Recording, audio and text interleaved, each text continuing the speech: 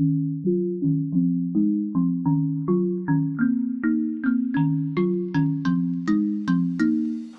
wavy, bitch. Some girls have some kind of superiority that makes them all kind of sexy. Every time I'm in your vicinity, I keep getting kinda sweaty. Come on, you want girl, every freaking round can get my eyes off of you. Come on, you want girl, every freaking round, and now I know what I'm gonna do. I got this something for you, making me wish you were feeling me too. Baby, I got this something for you, kisses and feelings I'm feeling for you. Tell me, what is it gonna be? You know how I want ya, till the sun rises over me. You could stay much longer, let my eyes tell you what I need. Lose track of time when I let you do what you do to me. Warming up real high for ya, you seem real lonely. Maybe I'll take you home with me. I know you don't want me to leave. Na-na-na. You seem real lonely. Maybe I'll take you home with me. Change the tempo of your heartbeat. Na-na-na. I got this something for you, making me wish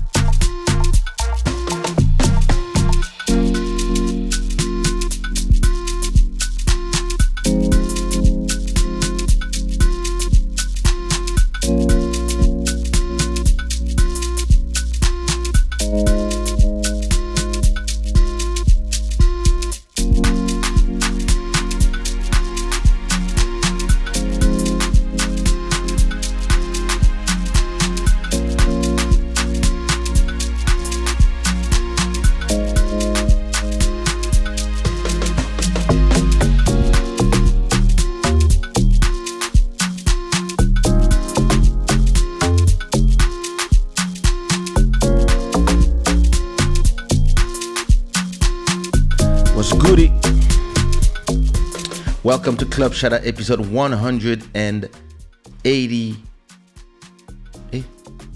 94. Welcome to Club Shada episode 194. I'm your host, I'm your boy, Mr. Shada, aka Pretty Boy, aka Kaysha, aka, you know, le cuisinier qui fait les pâtes. You know the deal. This show is brought to you by shadaware.com, the gods of good fortune. Thanks to all the new subscribers in this channel. 2,200 new subscribers for the month of March, and we're already on April. And this Shada Gang is like, Shada Gang used to be there before me. The chat used to be like popping before I arrive. Now everybody's lazy. Like, you're like, yeah, you know, like, people are taking me for granted. Like, I arrive, people are watching, just they don't say nothing in the chat.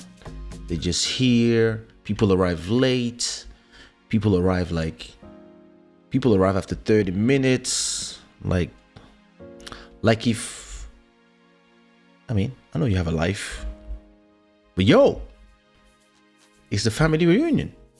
I hope everybody's doing great. I hope everybody had a great beginning of the week.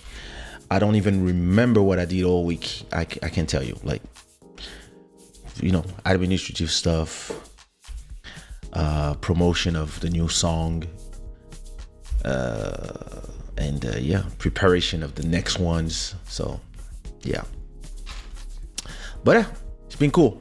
Anyway, Yana, Eliane, Nancy, Champagne, TJ, Baroka, Boba Boy. Listen, I think it's hard to find new names because people's names are. But anyway, thank you for being part of this. I want to congratulate and thank our stream royalty again, Sirène des Îles, with $8. So listen, if you want to be the stream royalty for this episode, it's easy. Just $10 and you're ready, and that's it, and you're rolling. But anyway, listen, you know how it is. Other than that, thanks to all the sponsors. What? Oh, there you go. Thanks to all the sponsors. Oops. 10 Canadian dollars. Thank you so much, Sirène des Îles, for being our main sponsor. Please don't go and do the same thing in Boddhi's channel. He has his sponsors, so you leave him in his thing. Les miens, c'est les miens. So now you're gonna need 16. You're gonna need at least $17 to become the stream royalty tonight. If not, this seat will be forever taken by Sirène des Îles with $16. Also, shout out to the Patreons who are giving monthly. You can find us at patreon.com/Kaysha. And yeah, without further ado, let me introduce the special guest that I have in the building, because it's a guy who sleeps late. So, you know, early. He sleeps early. Normally he sleeps at the same time as the chickens. So in around 20 minutes, he's gonna be starting to disrespect our lives, to start yawning, to start being like, looking at, opening his mouth big, and like, that's what he does. Anyway, my boy, Mr. Boddhi Satva, in the building. Oui, je vous salue avec beaucoup de respect. Général. Mais oui, nous sommes autoproclamés, Papa Kaysha. Pardon, voilà, mon maréchal, pardon. Voilà, comprenez mon émotion. Pardon, mon maréchal. Je suis désolé. Mes respects. Oui, bon, vous comprendrez que l'état de la nation permet aujourd'hui que je puisse me présenter en avant. Voilà.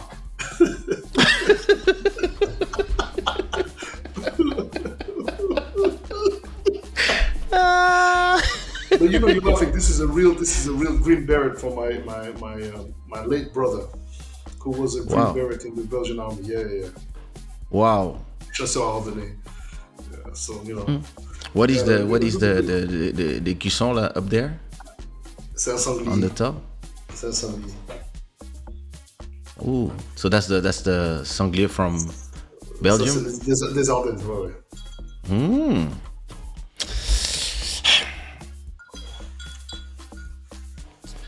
Repos. Soldat, repos. Merci, vraiment. Vraiment. Bah, respect à Bango. Passons en revue les troupes, hein, aujourd'hui. C'est ça, passons en revue les troupes. Donc, Soldat la milliardaire, comment allez-vous? I hope you're doing good. Vraiment, bonsoir. Bonsoir, Soldat Gros Lolo. Soldat Gros Bonda. Oui. Jujuzan. Notre Hello. Juju chéri. Garde à vous. Elise Boys. Soldat de l'église. Soldat en Christ. Saluons notre soldat en Christ. Saluons notre soldat en Christ. Malcolm Beats. Oh, bien sûr. Salute. La légendaire. C'est ça. Sirène des îles, soldat dans le froid. C'est l'un des éléments de courage. Vraiment. Et ça comme ça. Sips Run. Salute. Si, salut. C'est ça. Respect ALC. What's goody? Je pense que je suis obligé de préparer le cigare. Hein. Oh shit. I mean, I don't know how many you have in your Je suis stack. un révolutionnaire. Of course. Yeah, that's true. You are. So how you been since the last episode? That Well, first of all, let me explain why I have a bear on my head. Because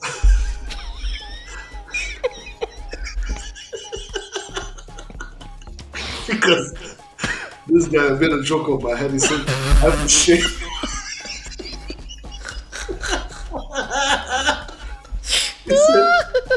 He said that I did not shave my head. I said, You okay, didn't. bro, it's true. I just came out of the barber too, so the contrast is crazy. So I was like, no, I'm shaving my head tomorrow. He's like, yo, please do something. I said, hold on. So I went and rocked the beret, which actually is the first time I'm rocking the beret. So it's Listen, have you ever thought about putting this in a show because it looks great? Trust me.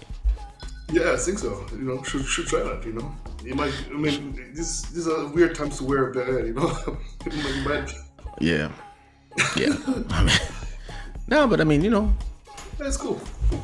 maybe one, maybe not a military one, but even a black one, something like that. Yeah, it suits you well. Okay. Vraiment, la calvitie est bien cachée. I got this. Tu es méchant.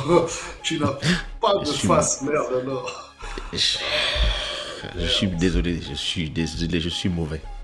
Je suis né comme ça. Et ça comme ça. No, écoute, I've been good. Since the last time we did the live, I've been good. Well, Yeah, I mean, it's been, as you can imagine, yeah. complicated, but you know, we stay positive, you know, and yeah, keep it 100. Le général va très très bien, le milliardaire. On attend encore plus de donations parce que là, je constate que aujourd'hui, tu n'es pas au top là. Je vois que y a Sirène des îles qui domine, mais la milliardaire, on attend que toi pour sauver un peu. No, some.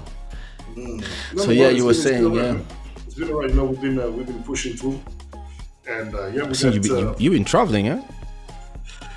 yeah. You know what? I've been traveling, and it really feels strange because, as much as you know, obviously, you know, it's great to be back on the road, but it's also it's interesting to interact with the crowd, and it's.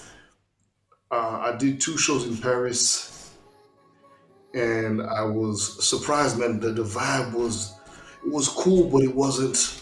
It wasn't there. But then I went to Holland, in Rotterdam, and that was off the charts this weekend. Off the charts. I mean, people going nuts on the dance floor. How does it Something feel? It feels great, man. Because also the thing is that especially when you know you're doing the best you can to deliver a great performance, and the crowd is not responsive, not because the music you're playing is not good, but it's because either some of them are doing too much drugs, or they're just not in the vibe, or those who are trying to vibe cannot vibe because those who are not in the vibe are not fit. It's a weird thing. So when everybody's in sort of like synchronized emotion, and everybody's really there to have fun, you know, it's like when you're singing, right? You want to do what you do. Oh, le milliardaire. Ok. Singila. Tu reçois déjà un grade. Voilà. Tu montes en grade. Captain Gros Loulou. Well, anyway, yeah, you were saying. So it's good to be back on the road, man. I mean, I won't lie. It is. You've been 2 years without. I mean, technically, I've been 2 years, but a little less because I did perform a little bit last year. I had, like I said, 4 shows through the year. So that was nothing really. But yeah, so I guess now we back at it. Hopefully, it holds like that, and we continue working. So that's great. Plus, I mean, I've had a chance to play our song Kilulu, and man, let me tell you, we dropped it last Friday. I played it on Saturday in Rotterdam. This Saturday, man, that song is special. Ridiculous. The vibe, I can't even. And this has never happened to me, where I drop a song on the Friday, play it on the weekend, and the reaction is like that. Literally, the whole club was like, whoa! And I was like, now, because the song really has, like, you don't need to know it, because like even I mean, we release tracks, at least 3 tracks every month, so people are not kind of shocked when we release a track. It's not like, oh my god, they're back. For people, like, yeah, we just been releasing all the time, so a lot of songs, like, they do their plays, the algorithms do their work, but from time to time you release a song and you feel it because the people who never talk to you, or the friends that never comment, all of a sudden you see them in the DMs, you see them posting, you see them sending you messages and saying, yo, that track, like, there's a friend of mine who was like, Boddhi danse comme ça. I was like, il peut te déchirer. No, vraiment, that track really, yeah, it's doing something to people. It's really doing something to people. Soon as they hear it, they directly. What I heard from people who don't even understand the lyrics, obviously, besides your verse, which is in English, but like, they're just, what they're saying is that it's a beautiful, feel-good song that came at the right time. Yeah.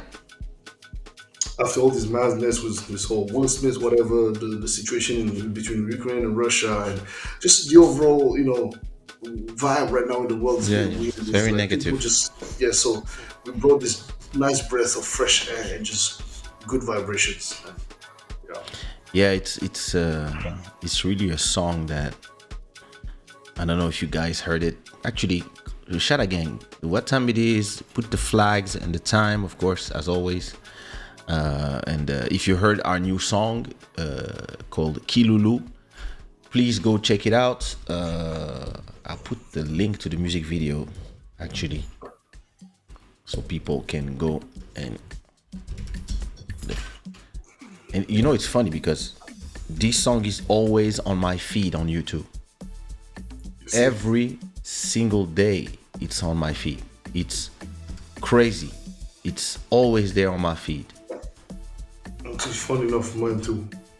Yeah. It's really it's a track that could go viral, like, it's really a track that could be that track that just changes something about your career. The whole narrative.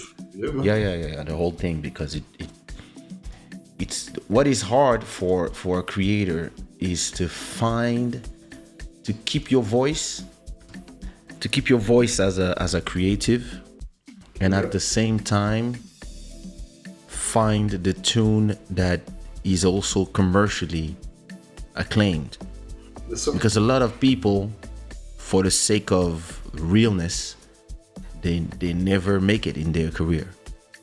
And some others, they make it, but they never get the respect that, you know, the respect that they want. So it's why do you think is that? Why do you think is that? Why do you think there's that difficulty for them to just be able to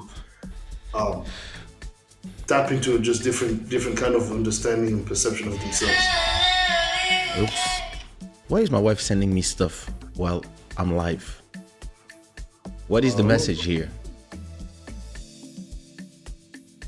I guess it's time for some bump and grind.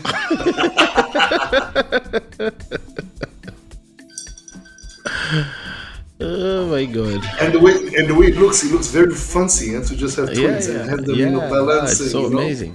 Listen, my cousin, he had 3 kids, and it was like, just one last one. It's okay, like, and then he had twins, so all of a sudden he went from 3 kids to 5 kids. So imagine you say to yourself, okay, listen, let me just make one last one, and then you have triplets. Not easy, bro. Nah, man, I'm telling you, I'll probably lose 25 kilos. Oh, cool. No, but to be sincere, I've seen a lot of people, as you mentioned earlier, like people who never really comment on our shit, or at least on my shit. Like all of a sudden in the DMs, and it's cool, It's like, all right, cool, I guess, No, it's great. This is moving everyone, even those who don't understand it. Yeah, I got the guy from some of my New York people who are big time producers sending me messages telling me, yo, the song is amazing. And usually I send them songs. This time they just sent me a message out of nowhere. They were like, yo, bro, that song is crazy. That song is amazing. So yeah, it really has, and the fact that we did a video, Papa Ken, let me ask you, isn't that interesting? Well, everybody's Amapiano is booming this and that, but yet we brought a Nganda type of track. This is from the hood. We literally went hood on them. But the thing is this,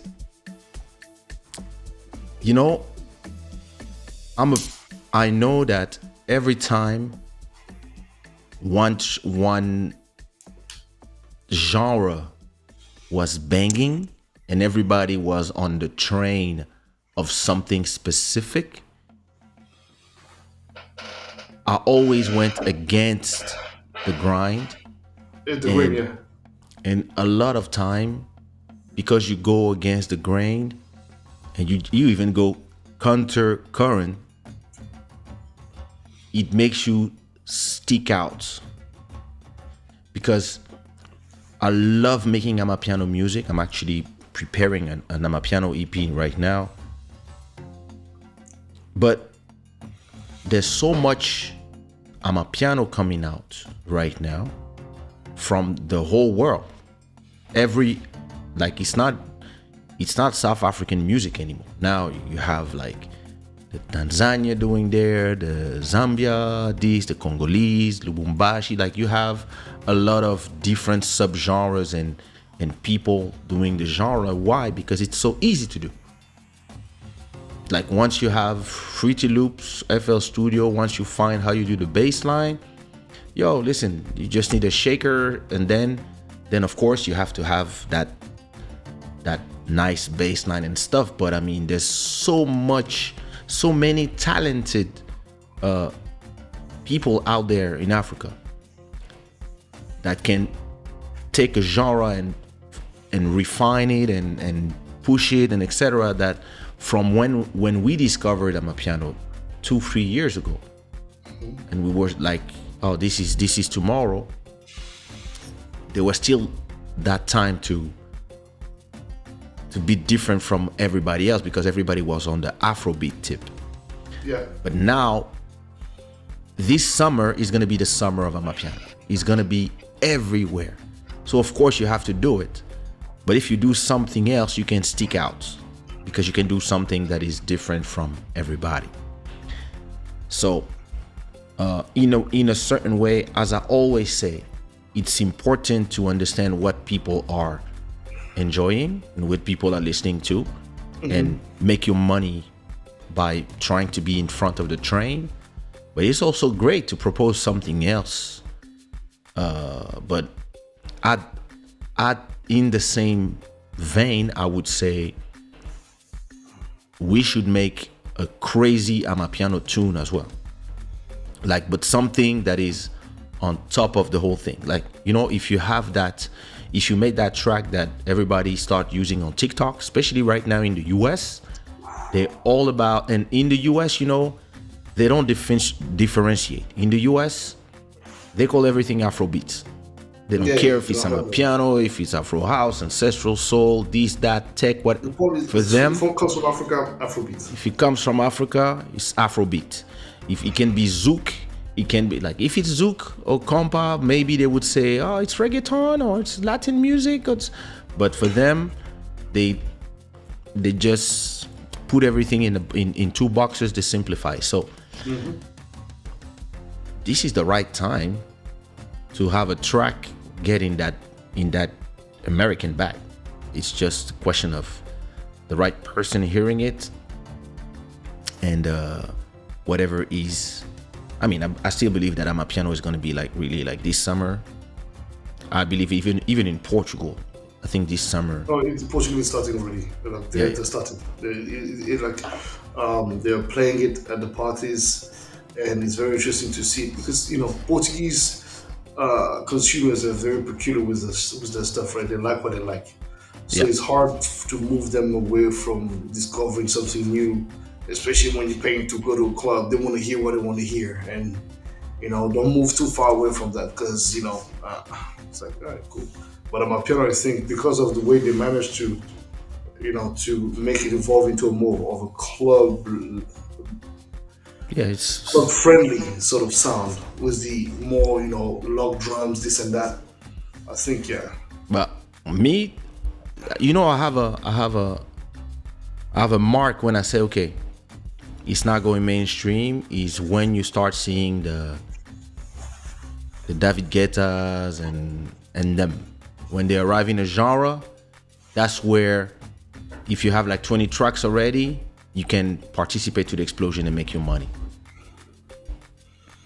Boddhi a beaucoup de charisme dans le clip. Il fait mec de cartel imposant. Kaysha avec ses gros pectoraux fait prince nigérian. Oh my god. C'était pas pectoraux, on a beaucoup mangé. Le ventre était très rempli. Vraiment même rempli d'une manière insolente. Last time I eat before shooting a video, especially in Africa, especially with this heat. But yeah, that was a very interesting experience. Oh my god. Trish, Soldat Tricia, what's good with you? I hope you're fine. Tricia's profile looking nice, huh? What's going on? Tricia. Ma cuisse. Ça, c'est vraiment... Ma cuisse. Ma cuisse d'un Ganda. Cuisse d'un Ganda. Vraiment, bah, cuisseau. Yeah, Excusez-nous, il ne faut pas man, me cancel, pardon. C'est un commentaire amical. on sait jamais, fais attention, tu peux te faire gifler. Par les cuisses. Et vraiment. Okay. Je peux te gifler pour défendre son honneur. Comme apparemment maintenant il faut... She gonna put a jet on you?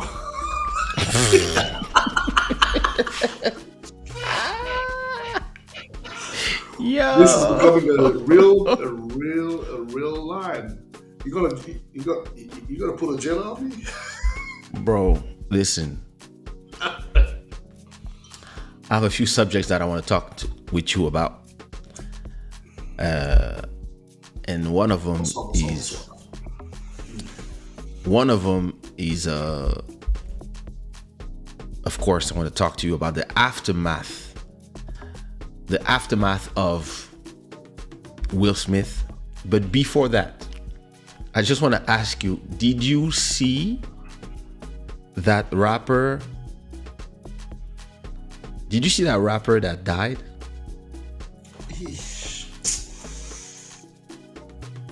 Désolé. What a nonsense that thing is, man. Like, I don't know if you guys have seen, but I was like, what the hell is going on with this country? So it's a rapper that got shot. They say, in Africa, they're having their dance, like People, dude, like, it's not the same fucking thing. People are ready to say anything now. This is that guy's body at the strip club, bro. So for those who don't know, he got shot, and his family thought it was a good idea to... Who's that?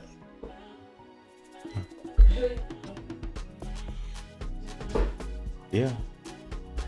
So imagine that his family decided...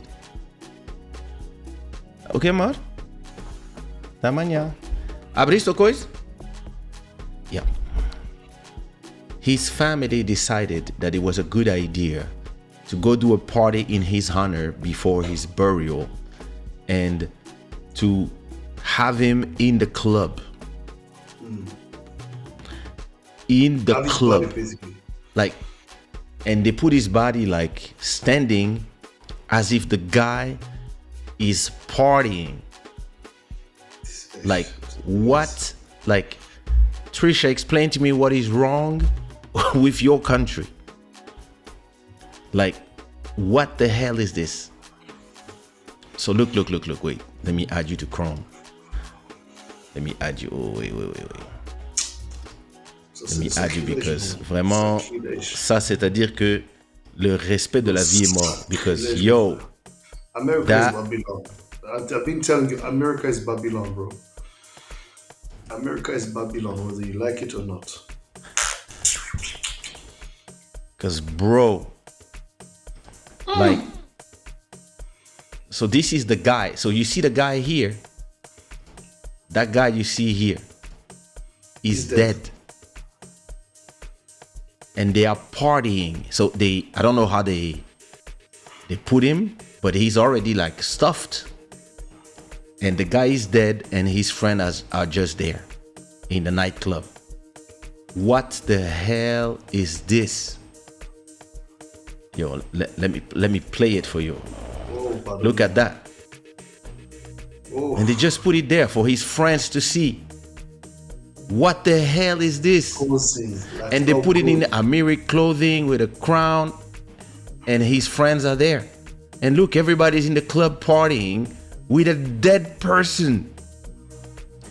The hell is wrong with these people? Look at all his friends.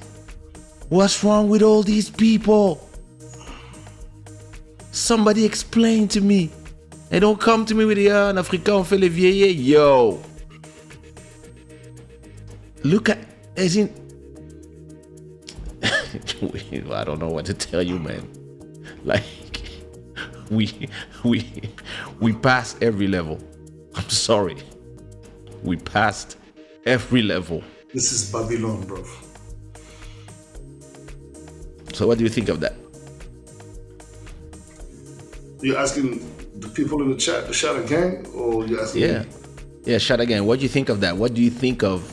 Do you think now, they're just coming back to their African roots, and I think let's be precise. This is more of a Madagascar tradition. Yeah. According to my little knowledge, yeah. I also know in Mexico there's the day when they bury them. They bury them and they start cleaning them. And I'm like, bro, just let the dead to the dead, bro. Yeah, listen, that's crazy. Mountain of Inspiration, explain to us what's going on. What up, my cousin? I hope you're doing great. Nous vous saluons avec beaucoup de respect, soldats. C'est vraiment, salutations. Non, c'est quelle sorcellerie, vraiment? C'est de la sorcellerie, ça. Ça, c'est la magie noire. No, say that shit is crazy. And yo, exactly like ALC saying, Trisha, why do you guys live like that in America? For real, tell us. Yo, the guy is Dado. He's dead, and they here partying in front of. Look at this. They're partying with a dead body, a dead person, and they dress him up, and he's there. Like he even looks like his eyes are open. And look at those people. They're just chilling, dancing. Look at that chick over there. She's almost. Do you see that chick? She's twerking. like, yeah. She's twerking. And look at She's this guy. He's twerking. looking. Look at this guy. Look, that's his gangster friends. Look at them. Look at these ones. Those are the gangster friends. We rapping, bro. We rapping, bro. Rapping, bro. And people are filming. Focus on for you, bro. And like, what's wrong with these people? That one with the wig and everything. Lord have mercy. Listen. Shaking that nyash. So, a nightclub in Washington, D.C. has apologized after hosting a homegoing dance celebration that featured the body of slain Maryland rapper Gunyu on stage. Bliss was contacted by a local funeral home to rent out the venue for Gunyu's homegoing celebration. The club said Monday in an Instagram post, Bliss was never made aware of what would transpire. Videos from Sunday night event billed as the last show what appears to be an embalmed rapper, real name Markle Morrow, propped up on stage beside the DJ booth. He's dressed in a designer hoodie and gold crown as people dance around him. There was a flurry of social media rage about the insensitivity of the funeral, which reportedly had a $40 to come in.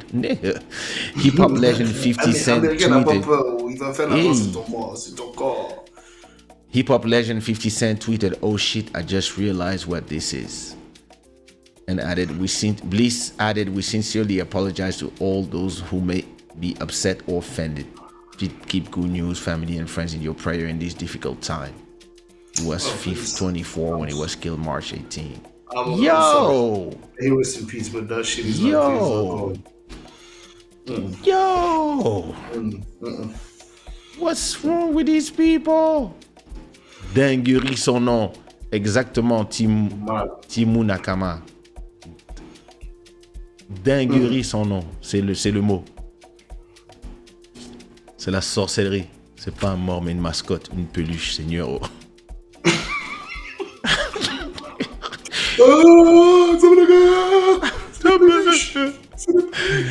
Trisha, I can't even defend this. It's unbelievable. Listen, I'm telling you, that's some next level. Ma nuit est troublée avec ces images horribles. Yo! Yo! It's so scary, a dead body. It's horrible. This video is haunting me. Listen, that's horrible. It's horrible indeed. And listen, this club should be closed. I'm sorry. I agree. Shut down. Badiki is asking, is it the end of the world? Vraiment, c'est chaud.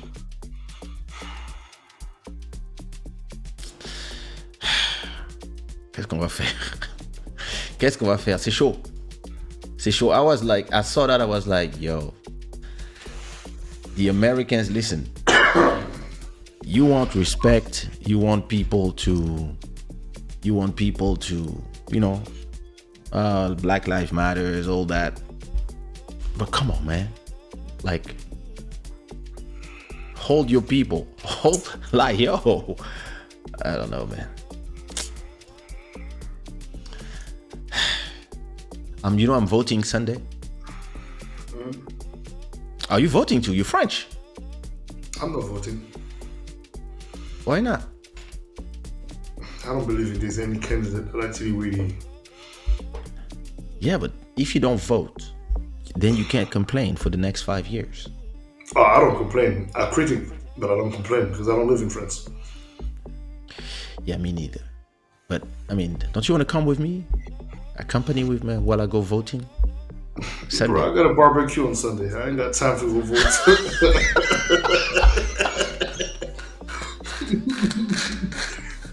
Ciao. You got a barbecue? I'm not invited. Wait, there's a barbecue? It's at Florent's place. Florent is his parents. His mother is celebrating her birthday, so they invited me over. That guy is going to a barbecue. La milliardaire a dit, il faut voter, général. Non, l'ami Ahmed, vous savez, nous les militaires, nous n'avons pas le droit d'interférer dans ce genre de choses. Vous comprenez? Pardonnez-nous. Julie is not voting as well. She has a barbecue as well. Julie, no, the truth is that all I'm saying is this. I don't know. According to what I've been seeing, Macron is very much guaranteed to be winning. So, what's the point of voting? But that's the thing. You know that with the new affairs that have been going on with the McKinsey cabinets, etc., and they spent like $1 billion on those ones and $9 billion on some other ones. Marine Le Pen has a slight chance of arriving up there at the first. It's crazy how I remember how shocked everybody was 20 years ago. I remember like when Marine Le Pen's father was at the first turn of the elections, how everybody was shocked. I remember I was in Belgium. I was in Brussels in my apartment, and I went to my father-in-law's, and when we saw that he was there, like everybody was in shock. Everybody was scared of going back to France. We're like, oh my God. And now we're like, yeah, if she wins, and in a certain way, what I would tweet if she wins? I would tweet, I congratulate France for finally having a woman president. Yeah. Yeah. Because the funny thing is that what is interesting is there's a big part of the world now that wants to suppress and mute the voice of those who are indeed supposedly in the extreme side of things, where the reality of the matter is that if you don't let them express themselves, such as the guys of the extreme right and so on, it's gonna be it's gonna become a situation where, especially now, where there's so many ways to disrupt the course of so-called democracy. You end up playing the same role that you're criticizing them to potentially play if they were to get in power. So let's say Zemmour wins. Oh, if he wins, he's gonna do this, gonna do that. It's like, good, yeah, but truth, you're right. I just have to say that the way you guys are behaving, and try to mute and try to, overall act like there's half of your population that is non-existent is dangerous, because indeed half of the French population is probably very fucking racist, and that's the case for most countries. I mean, half, that's a lot. But okay, I mean, there's a lot of 30%. It's still a lot, man. The thing is this: there's a lot of people that we just put in the box with racist, and a lot of them are just ignorant. There's a lot of people, they never left their city, or sometimes their neighborhood, or their village. So of course they cannot understand, and they can, there's a lot of people for who some things are just crazy, like the things you are trying to put upon them, or the type of people coming from with completely different culture. There's some people, they're not ready for that. So you have to just take that in account and not just call everybody a racist, when some people they just don't understand. They're just not, I I really want Marine Le Pen to win. I would like to see what France become under her presidency. No, but I mean, for me, I'm telling you, I have to say, if she wins, actually better than her, Eric Zemmour, because Eric Zemmour has polarized so much negativity. It would be interesting to see if he was to win, what he would do, because then we would be laughing or not, or we might be crying. Either way, I mean, we would actually see how things end up being. you know, when Trump became president, everybody thought it would be the end of the world, and it was not. You know, aujourd'hui, c'est normal de voir Le Pen au deuxième tour grâce à la fenêtre d'Overton instaurée par les médias. Yeah. And you know, they use it. They use it a lot. They know that if they're against Le Pen, all they need to do is say, oh, are you going to let fascism rule us? Come, save us. Marine Le Pen had a black ex-boyfriend. The first one, actually. So she's one of us. She's been in Africa. They're calling Eric Zemmour anti-Semite. This guy is Jewish, man. Listen, those people, like the media, talking about, French people, they just abuse it. Non, ils exagèrent ces gens-là, je te jure. Et puis nowadays, for example, if you're not voicing in favor of Ukraine, you're pro-Russian, this and that. Like, dude, why the hell do you want me to even voice myself about that subject? Yeah, it's too radioactive. let me just. Some subjects you cannot even talk about them because people are not ready. People are very emotional right now, so you have to give them 2-3 weeks to calm down, and then you can start looking at the contradictions, looking at all the trying to go back in the past, go back in the future, and look at what's going on right now. Like, you got somebody asking France to to stop doing all business with Russia, but every day they get paid hundreds of millions just to have the gas going under their ground, and they are actually being heated by Russian gas in Ukraine. So there's an interesting contradiction there, and it's not it doesn't condone everything else, but it's those are the things that people are starting to talk about, and people are starting to remember. Like, there's a lot of corruption out there, etc., which still doesn't. It's not an excuse for war. They're still being, but at the same time, like the Occidentals are being shocked that the Africans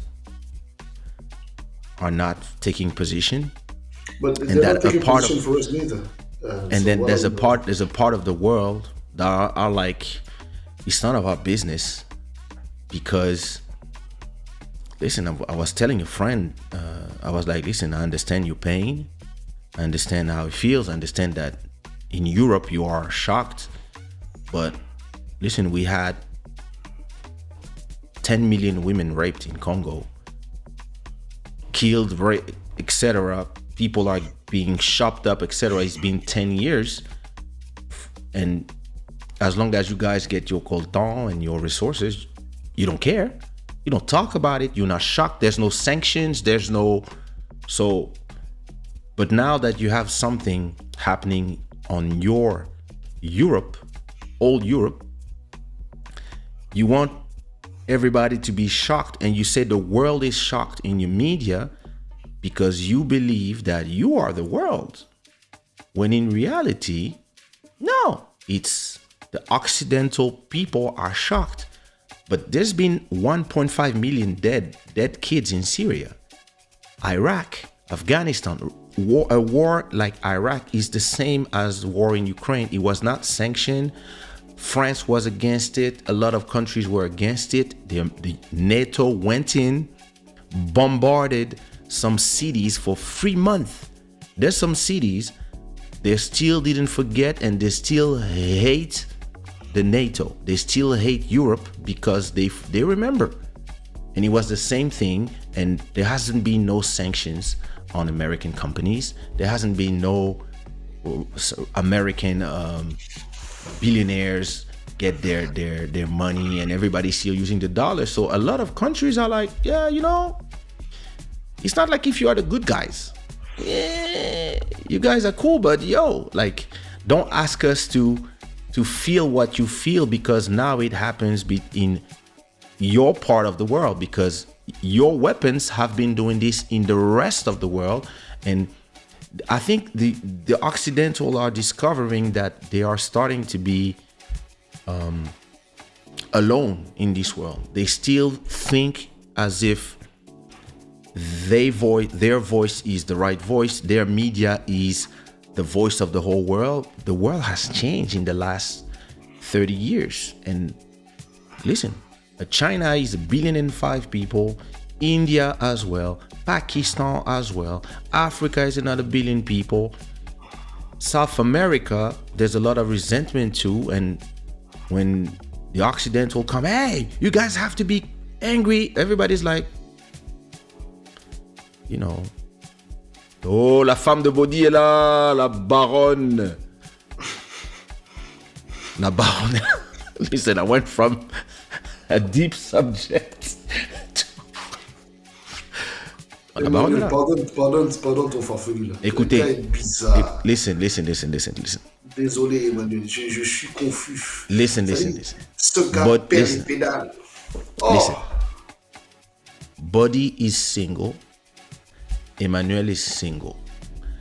Boddhi likes heavy legs. He likes la cuisse. Emmanuel has la cuisse. But my question to you, who tells you that I'm not already busy he doing likes my thing? Bromsky. He likes big boobs. She has everything you need. Listen, mais mon cher, tu es un militaire. Tu aimes manger la viande de facochère. Donc tu dis qu'Emmanuel c'est un facochère. Non, j'ai dit que tu es militaire.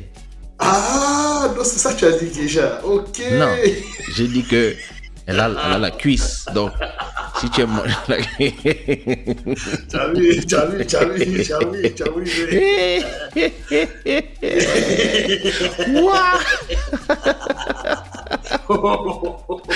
Ooh, Joella, man, welcome home. Look at all these people. They arrived 54 minutes after. Bon, écoute. Non, écoute, en vérité, Emmanuel, c'est-à-dire, je sais que ça fait un certain temps que Kaysha.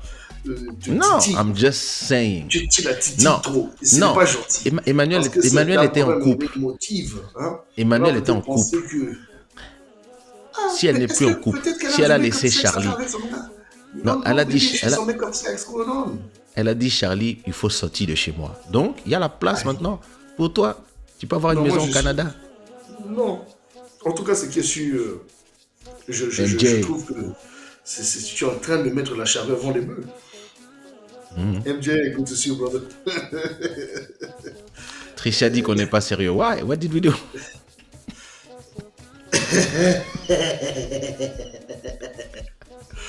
What up, Stéphane?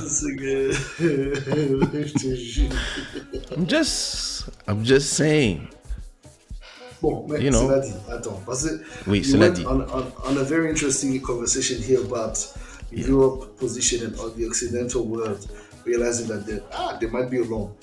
Bro, when they went to Yugoslavia and did all their bullshit, and when they went to kill Gaddafi, did somebody seize Nicolas Sarkozy's accounts or blocked France? When they went and did all their shit, Rwanda, etc., etc. Let's not even go there, man. Congo, let alone. These people can stop the war in the DRC. They can stop it just by phone calls. Yeah. You're gonna tell me, and nobody's blocking them. But then, look, they don't care. At the end of the day, don't ask me to take position, because at the end of the day, all I'm saying is that truth of the matter is there's no good deeds in war. War is war. You're killing somebody. So stop acting like your war is better than theirs. Because at the end of the day, the Russians are doing exactly the same shit that you guys have been doing for all these decades, all these years. Except that they're doing it in your, near your houses. literally territorially, geographically Yep. near you. So now you're realizing, oh, this shit is really real. It is really real. And at least they're not going to other countries. They're staying here. Hey, you're not gonna trespass here. Keep your distance. We've been warning you. You're not understood. Okay, we're gonna do this because this is just what we gotta do. We gotta save our honor as well. Whether you accept it or not, this is a different conversation. It's funny enough. I was actually asked today if I wanted to be part of an event that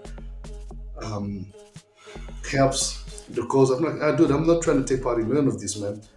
I'm good. I'm an African man. Let me focus on my continent. I'm not trying to be part of anything, trying to take sides of it. I'm good. Because tomorrow, at the We'll end of see the you. day, Listen, the we'll thing is see. this: the Americans want to deal with Iraq now. Iran. After putting them, I don't know how many sanctions and calling them evil, All of and us are Venezuela now. as well. So you're like, yo, you guys are crazy. And the crazy part is people forget about all this. You know what people forget about all this? Because there's so much news. The news cycle goes so fast that you don't have time to listen. Let's just get our diplomatic passports. Because apparently in Congo you can get Really? diplomatic passports like candies. You know, they just gave a diplomatic passport to Jean-Claude Van Damme. Jean-Claude Van Damme. He's No, in he deserves Kinshasa it. right He now. deserves it. Because Jean-Claude Van Damme, I think, should get a diplomatic passport in each African country that he visits. Because this man has influenced a generation of men and women with all his movies. So much so that, in my country, in Central African Republic, we said that when somebody dies, Van Damme found. It means Van Damme killed him.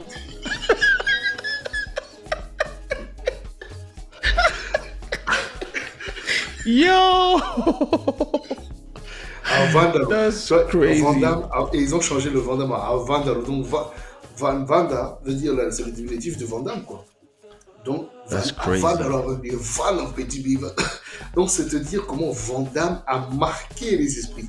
Non, c'est clair.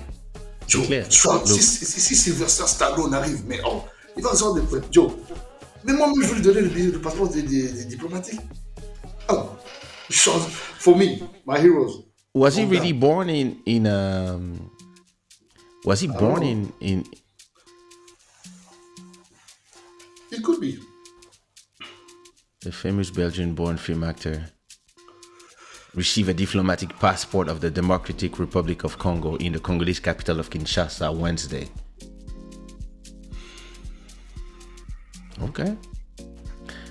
The diplomatic passport was presented to Van Damme on behalf of DR Congo President Felix Tshisekedi.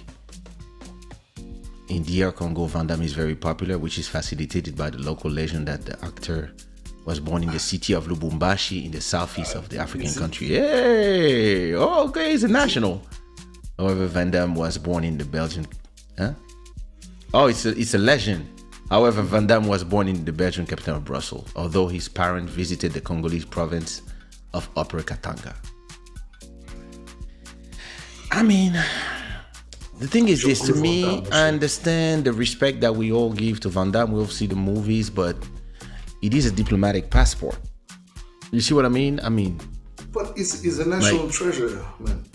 For Belgium or the US, not for Congo. He's not a national treasure of Congo. I'm sorry, like, come on. Of course, Like, of course.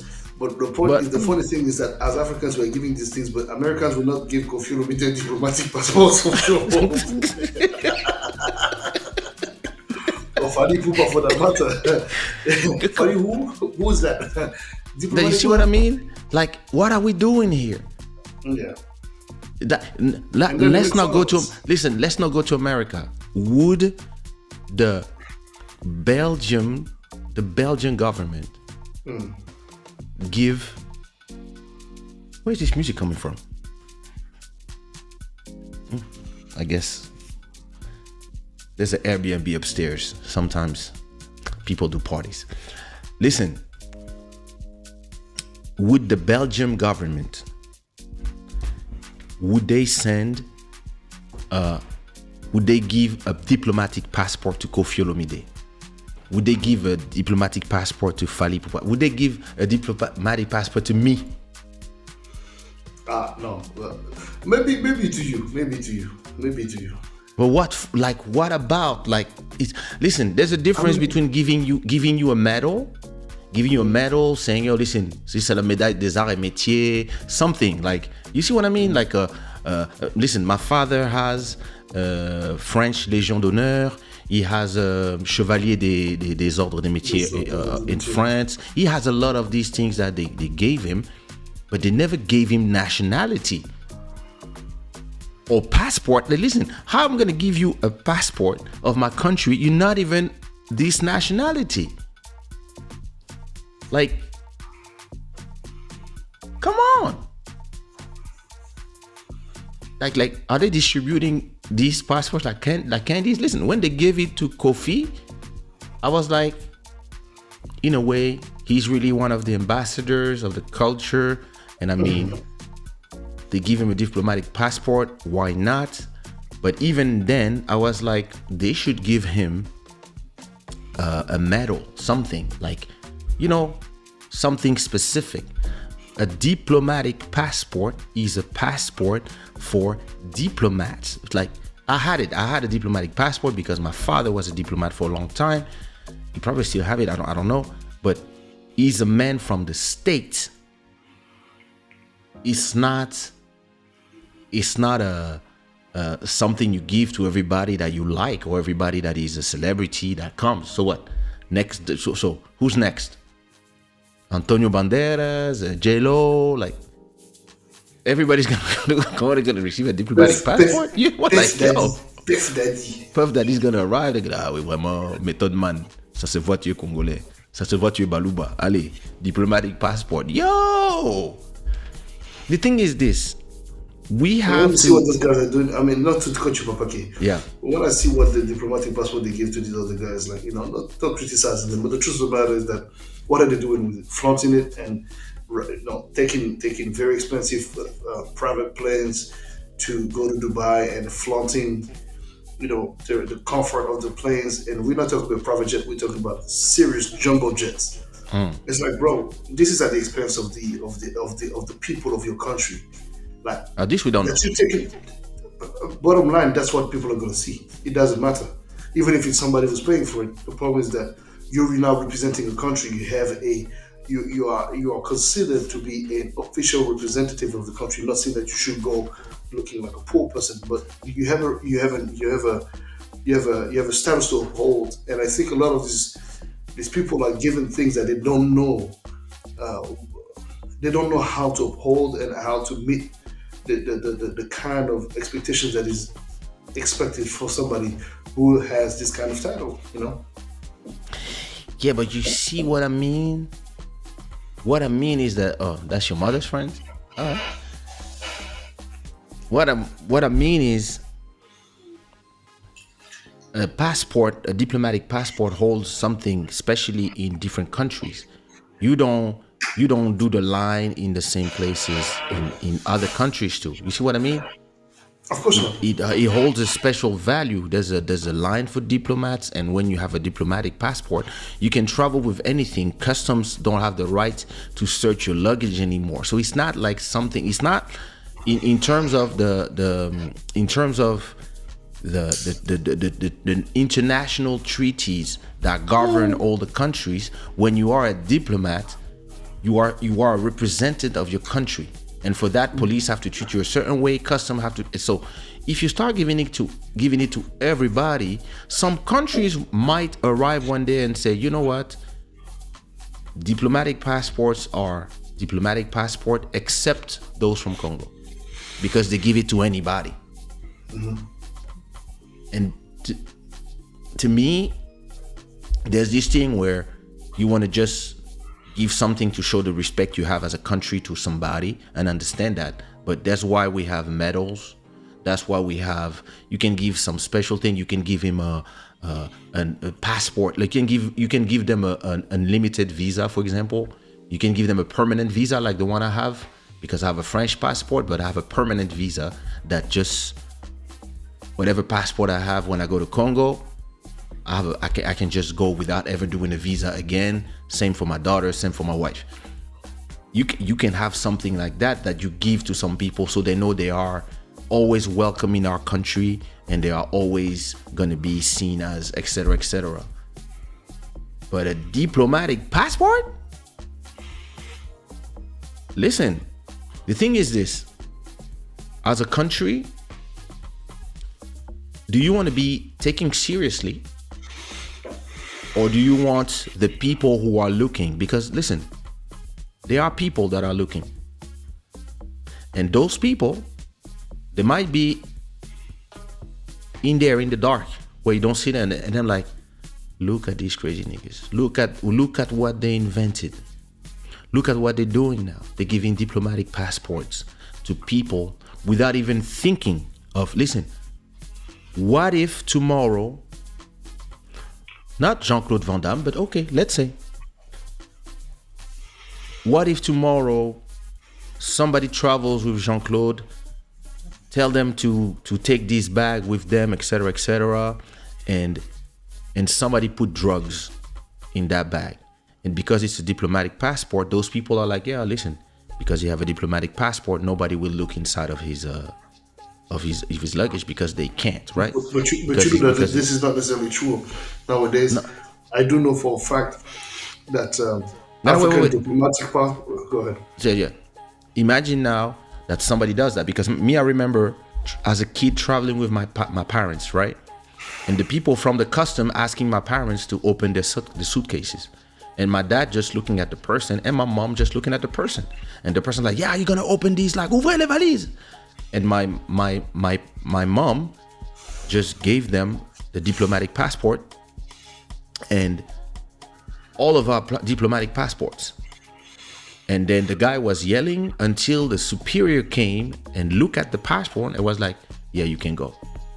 And then the guy got scolded because as my family was actually Congolese ground, wherever we were going. So I had a consular resident card. I had the diplomatic passport for years from Congo. Then I had the one from Ivory Coast. So I know what it is and I know what it does. Now imagine one of these people travel with Jean-Claude and he doesn't know, put in his bag some drugs or something.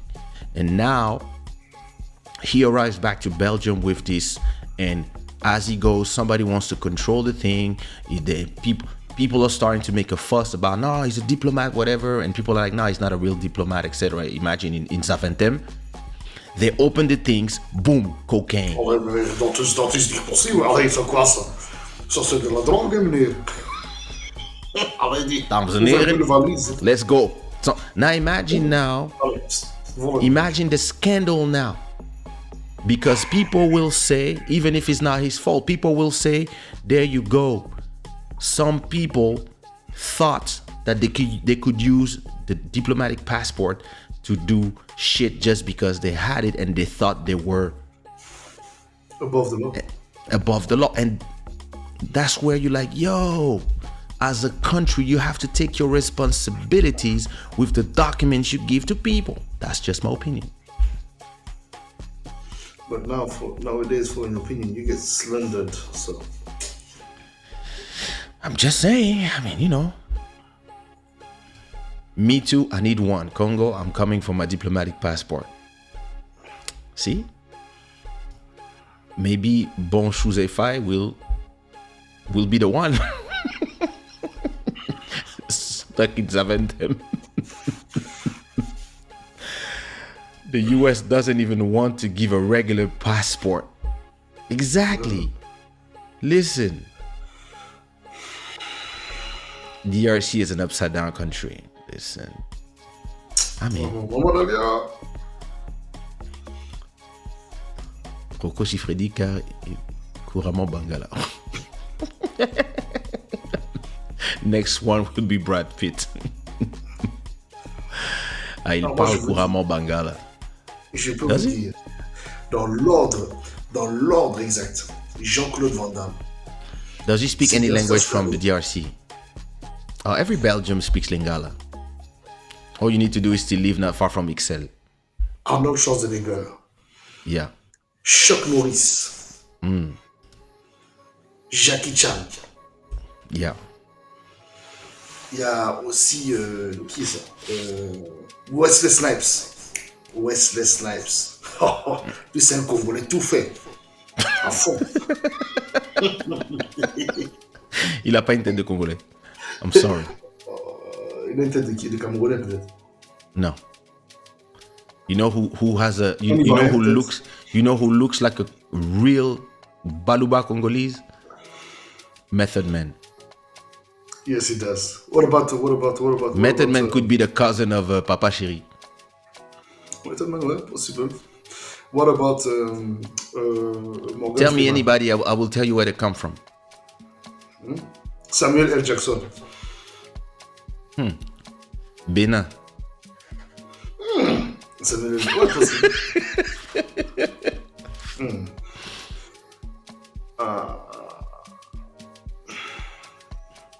Bon, en tout cas, vraiment, c'est vrai que bon. I mean, Listen. I'm shocked, but at the same time, it's Van Damme, man. For me, Van Damme, I'm like, No, okay, come cool. on. No. It's okay. It's Listen. Uncle Van Damme. It's fine. It's fine. Van Damme or not, a diplomatic passport should not be handed out like candies. However, corruption makes officials do stupid things in those countries. Listen, you could It is give the them the president key you're to talking the about. The president city. is the one who gave him the Listen, passport. I've been given the key of the something honorary in the Miami-Dade area because of the music, but this didn't give me any rights. I still queued 2 hours and I end up in immigration when I arrive in the US. So come on, yo. But Americans are savages, so they don't care. Come on, man. Will Smith is coming to yeah, we come. We take you. Now, Will Smith, We come. Will Smith, come. We can help you. We can help you. Aqui dans entanglement, ça n'existe pas. Snipes is Mukongo. Oh, come on. Talking about Smith. No, man. Wait. That's my last subject. One more. I want in on this one. Cardi B has deleted her social media. Do you know why? I didn't even know she deleted anything. Yeah, I mean, she deleted it for some time. So, she was chilling at home, right? And nobody she was just chilling at home, right? And rapper Cardi B deleted her Twitter and Instagram account Sunday after fans hounded her for not attending the Grammys. Fans of the WAP rapper took to Twitter to air frustration about Cardi B not being in the attendance of the 64th annual Grammy Award despite being nominated for Best Rap Performance. Before Cardi deleted her Twitter, she tweeted an explanative Latin message aimed at upset fans, dragging my kids as criticism for not being at Sunday's show in Las Vegas. I need to protect myself, she said in a tweet.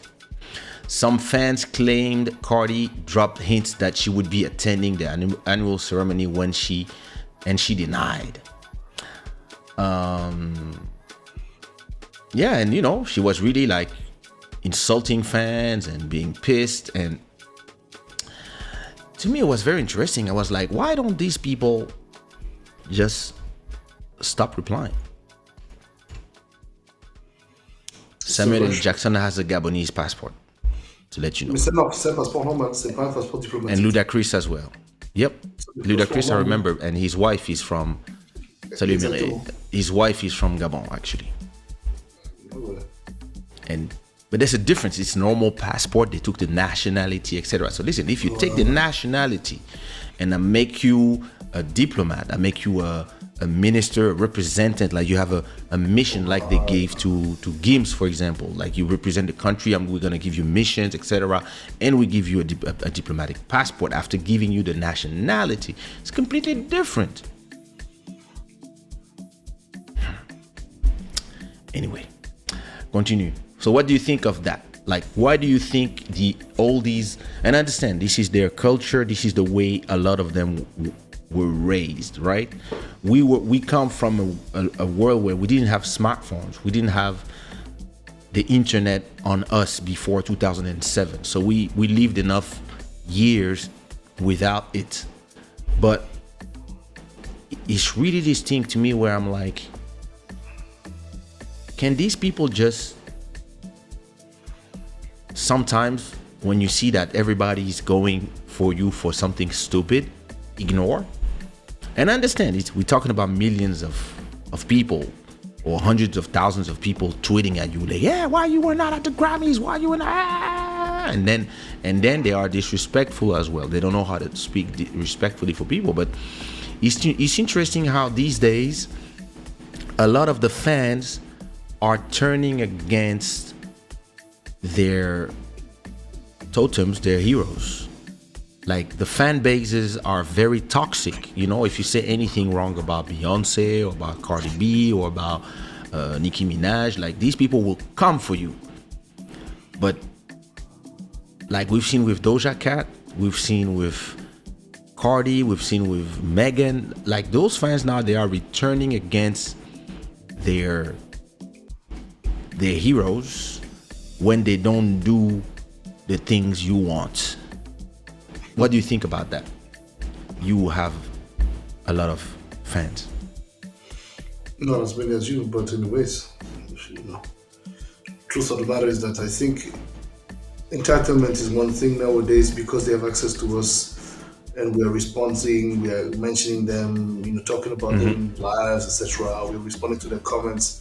There's a sense of proximity already that is created through that, and then now if you add the fact that because when you know somebody, when you're a public figure, people have a sense of knowing you, even though they don't know you, they know parts of you. But that proximity, especially they see you every day on their stories. Exactement. So you know, if you see that from this perspective, you know, obviously they're going to feel a certain form of entitlement. But as you said very well, just don't respond. Or, you know, you can hire somebody who just blocks everybody who just has a negative comment. Get them the fuck out. You know, yeah, I mean, it's easy when you have 10,000 followers. When you have 2 million followers or 10 million followers. That's how many people? How many? Like maybe what? 5,000, maximum 10 people, 10,000 people talking shit. That's a lot of people to block, unless you have an assistant. Yeah, that's a lot of people. Shit is money to get an assistant, bro. If you have 2 million followers, you have the money to get an assistant to block all these people. And that's what I believe. Forever. I believe a lot of these people, a lot of these artists, they really want to have this window. They want to go on live stream and talk when they're angry. When actually, it's something that I remember when I was producing, I was executive producing Sumia on my label. Sometimes she would be angry about something. And she would call me and would tell me, I'm going to do this, I'm going to do that, I'm going to beat somebody else. I was like, yo, calm down. Explain to me what happened with the details. And then I would ask her questions. So just the fact that she would explain to me everything for an hour or two, she would already calm down. Then I would tell her, okay, what's going on? What happened? Why do you think somebody did you wrong, etc., etc.? And then I was like, okay, let me handle it. I'm gonna handle it for you. And I come up with a solution. Now I would call the people and say, hi, do you know who I am? Oh, Kaysha, yeah. Oh, a lot of it. So, okay, listen, there's a problem with my artist. This, that. What is your version? They would explain to me their version and I would find a solution that works. I would do, okay, does this work for you? And the people would be like, oh, yes, listen. And after that, I would call her and said, okay, listen, this is what's gonna happen. And she would be like, yeah, but I was like, say, listen, sis, this is what's gonna happen. Don't forget that you have a career. Don't forget that some things that you want to do, it's not gonna be good for your image. And let's keep it moving. And listen, whatever happened in that show, what we're gonna do, we're gonna offer a free show in exchange of that. And they will do this in exchange, play your song in this TV, whatever. Is it fine for you? I think it's a good thing, and I would present her something that she wants, and then after that, she would be happy, and she would be like, yeah, you know what? Good idea, let's do it.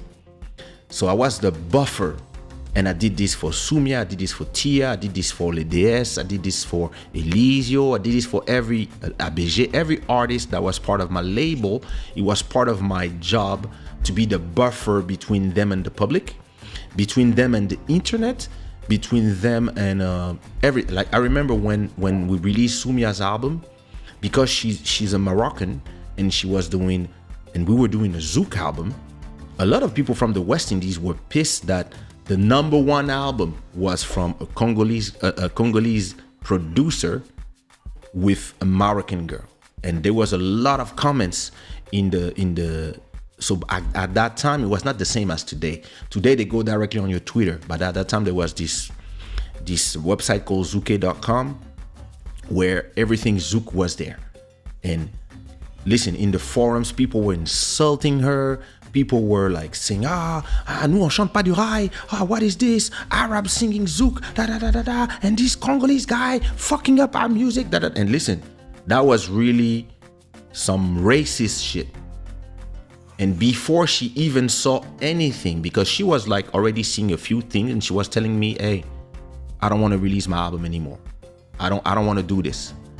And I remember calling the CEO of that site and telling him, hey, listen, you have 1 hour to delete everything that has to do with my artist. If not, you will talk to my lawyers. Defamation, racism, harassment, etc. And the guy was like, yeah, but you know that. I said, listen, I don't care what you think.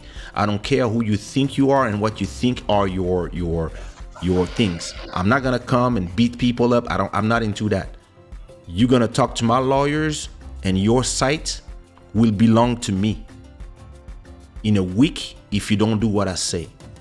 And he was like, yeah, but you know, if we don't talk about it, like for the promotion, I said, listen, I don't give a fuck about your website. You remove everything sushiraw from your website. We don't need you to talk about us. And from that point, everything sushiraw was on Kaysha.com. Kaysha.com, sushiraw.com, my YouTube channel, my Twitter, my Facebook pages, places where, my MySpace, places where I could control the narrative. And it's not a question of saying, oh, if somebody doesn't like, it cannot appear. Listen, everybody is free to like or not like. It was just, you're not going to be there and leave anybody say anything about our people. And at that time, we had a little bit of control. But today, we lost all that control, because now people talk on Instagram, people come to your comments, people come on Twitter. Everybody has freedom of speech. So if they want to harass your artist until the artist stops making music, they can. But at that time, I was buffering. So every comment that would come about the artist, if it was constructive criticism, if it was like, hey, you know, I don't like it, but hey, you know, good luck, that would pass. But anything racist and anything that this would not go. But today, there's nobody to protect artists and their mental health from people. And, you know, people will say, yeah, but all you need to do is turn off your phone. The problem is, you can have 10,000 great comments, but those 5 fucked up comments, they're gonna stay in your head, and it's too late. You read them already, and sometimes you want to reply, sometimes you want to justify yourself, and people are just looking for this attention so they can start dragging you, and then they call other people. If you say, oh, fuck you, they're gonna call other people. Oh, they're gonna do a screenshot, and they're gonna be like, oh, look what he told me. Oh my God, I feel distressed. Oh my God, like, oh, my mental health. And so, c'est compliqué aujourd'hui. Aujourd'hui, là, vraiment, c'est compliqué. Social media stands are becoming a parasite now. They made Mama Angelique Kidjo turn off her comments on Instagram because of similar attacks. Entitled brats. Yeah, that's true, because a lot of people were not happy that this legend wins a Grammy because they don't even understand how the Grammy works. So yeah, the fans really believe that stars belong to them personally. Celebrities should turn off their comments. Depends. Celebrities are people with feelings too, and people are hiding behind screen names to spew hate. It's toxic behavior, and I like when celebrities are involving police now. She could have let somebody else handle her socials. I believe Selena Gomez has a team handling her socials. That's another option as well. Somebody should handle Kanye's social media. In the UK, over the last few years, there have been actual conviction for people insulting footballers online. I think any harassment should be taken by artists as legal issue to make haters learn. Interesting. Elise Boys is asking, what do you think of the non-Jamaican group winning the Grammy for Best Reggae album over the authentic Jamaican artists? Boddhi. Well, I have two answers for that question. Yeah. I think the number one, it makes absolute nonsense in the sense that, well, it makes sense if the music is good, but at the same time, the question is how come there's no Jamaican artist from Jamaica making reggae music? There was, but they didn't win. Not being, picked. What is the criteria of the selection for the best, being nominated or receiving the award of the best Quality. reggae album? So then if the other albums were lacking quality, what do you want? My thing is this, James. Boddhi, you and I have been invited in events in Portugal where they talk about the most influential 100 people in Portugal. 100 Portuguese speaking people. No, it was Palop. Just Palop, yeah, Portuguese, from, right? For the diaspora. Or people who, yeah. And from all these people, there was some people deserving, normal, etc. But you and I, were more influential to the music and the culture than probably 90% of the people. But I agree. But we were not part of the list. And I remember telling the girl, my mom is half Portuguese. She was like, oh my God, if I knew. So as an outsider, looking in and living in, right? I won awards in Portugal for Best Kizomba album. I won awards in the West Indies for Best Zouk albums. Sumia won Best Zouk album. She's from Morocco. The producer is from Congo. I've been number one artist in the West Indies, in South America, Guyana, here in Portugal, Angola, Mozambique, all these countries where I'm not from. And I've been acclaimed, received awards, and I've been invited in places where there were only Cape Verdean artists. And I was the only one from outside, and I was the one that was the most acclaimed by the crowd. So, and I heard those things. Yeah, how come this guy from outside is getting the accolades for our music? How come we let this guy who sings in English, in Zouk songs, and he's denaturing our music, how do we let him win? And listen, I have one Cora Awards for Best African Artist. I have another one for Diaspora, and I think I have another one for Caribbean Artist. So So when you are the one who sells the most albums in 98, after Kassav, you are the Zouk artist who sold the most album in ever. That's how I feel. I feel the same way. Where there's a lot of people who come with the question that you ask, Ellis, and how do I feel as an artist? All I wanted to do was make the music I like. I didn't think about all that when I was making my music.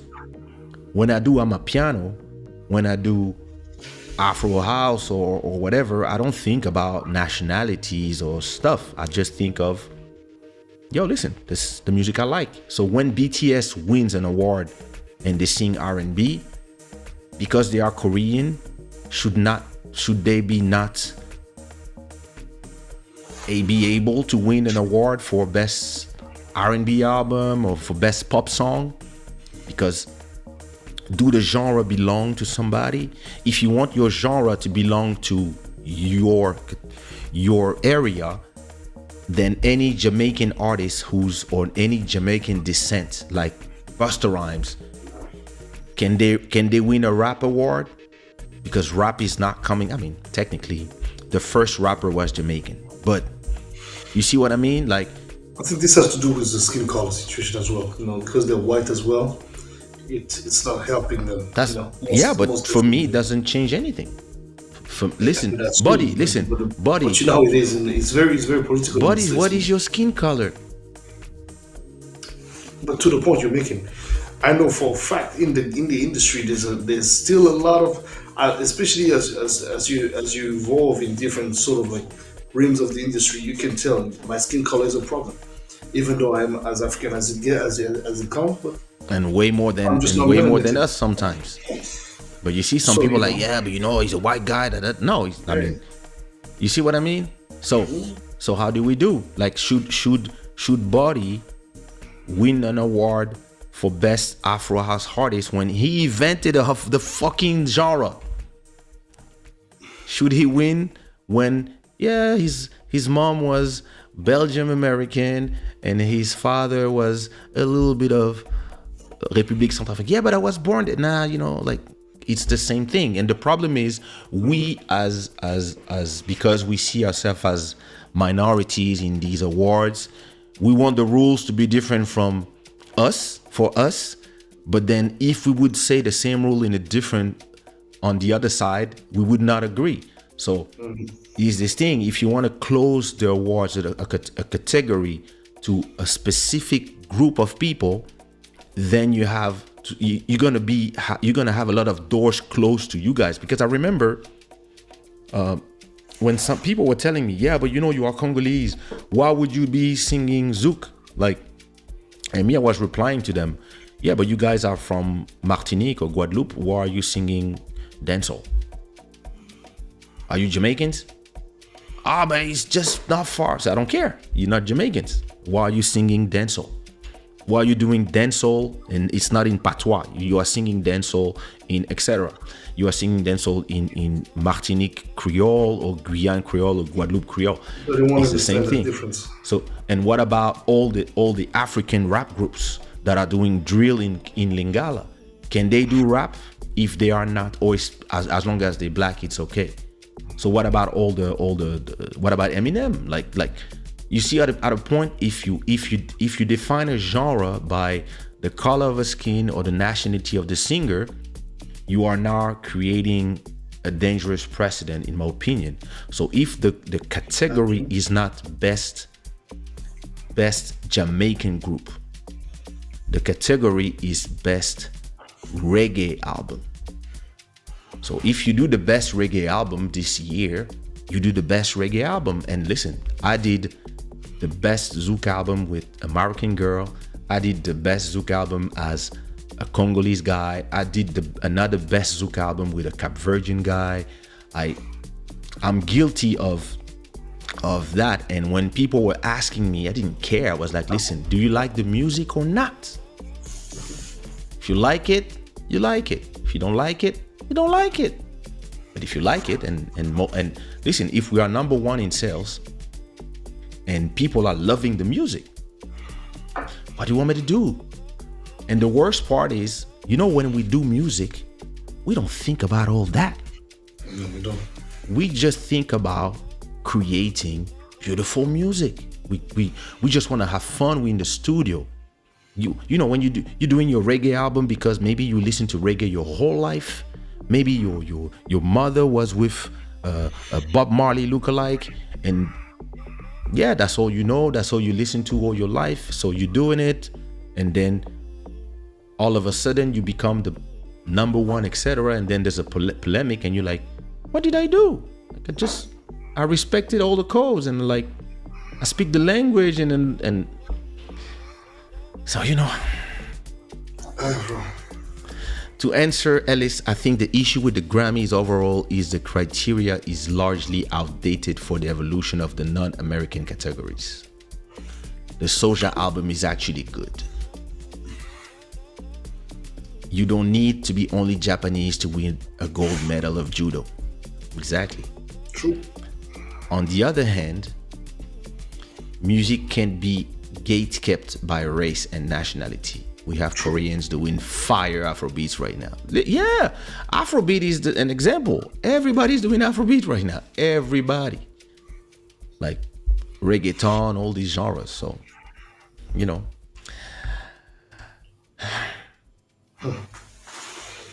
Jada. Have you ever had a Jada in your life? Or two? You still love her? No. Well, I'm pretty, I have genuine love, but I don't have feelings for the person anymore. Because thanks to that person, I grew to become who I am. But yeah. Did you hear what she just said? Oh, please, man. That one. I mean, let's try to listen. She said she didn't need help. She didn't need help. You don't need the help, but this is the thing. Why did you look at the guy? Okay, wait. Because you know exactly how he's going to react. Now, the thing is this. She said, let's not put words in her mouth. She said she wishes Will didn't get physical with Chris Rock. And they are in agreement that he overreacted. Because right now, everybody's is backing away from him because now he's smelling bad. You know how these people are. Now everybody's like, it's like right now there's two things you don't want to do. You don't want to work with anything that has to do with Russia if you are in the US or in the Occident, and you don't want to work with Will Smith. So Apple and Netflix pulled out of a movie he was doing, and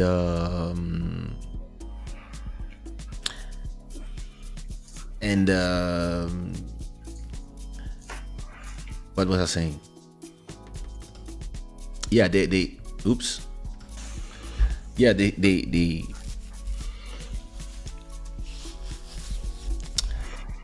the Netflix and Apple Music, Apple TV, sorry, plus they removed their beats from a movie he was doing, and I think Bad Boys 4 is also being stopped. So people don't realize that he's about to lose millions of dollars from the setback, because I don't believe his career is over.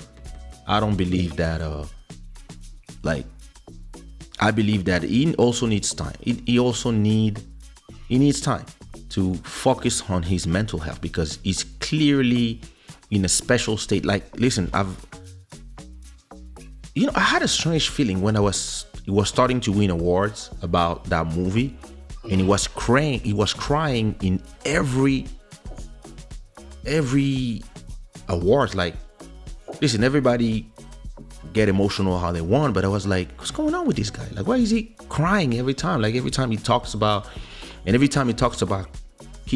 about Richard Williams, he starts crying, and I was like, it's a movie about somebody. Even if you've been inspired, like, chill. And ever since this guy has been exposing himself and his life, and his wife has been exposing their lives in her show, he feels like he's been more and more going down a certain hill of trying to pretend that it's all good. But you can see in his face and you can see in his body language that's, I believe, I believe he's a good old Bantu like us. We have ideas of what a family is, etc. And he put himself in a place where he's in a type of situation where he actually doesn't really agree with everything, but he believes that family over everything.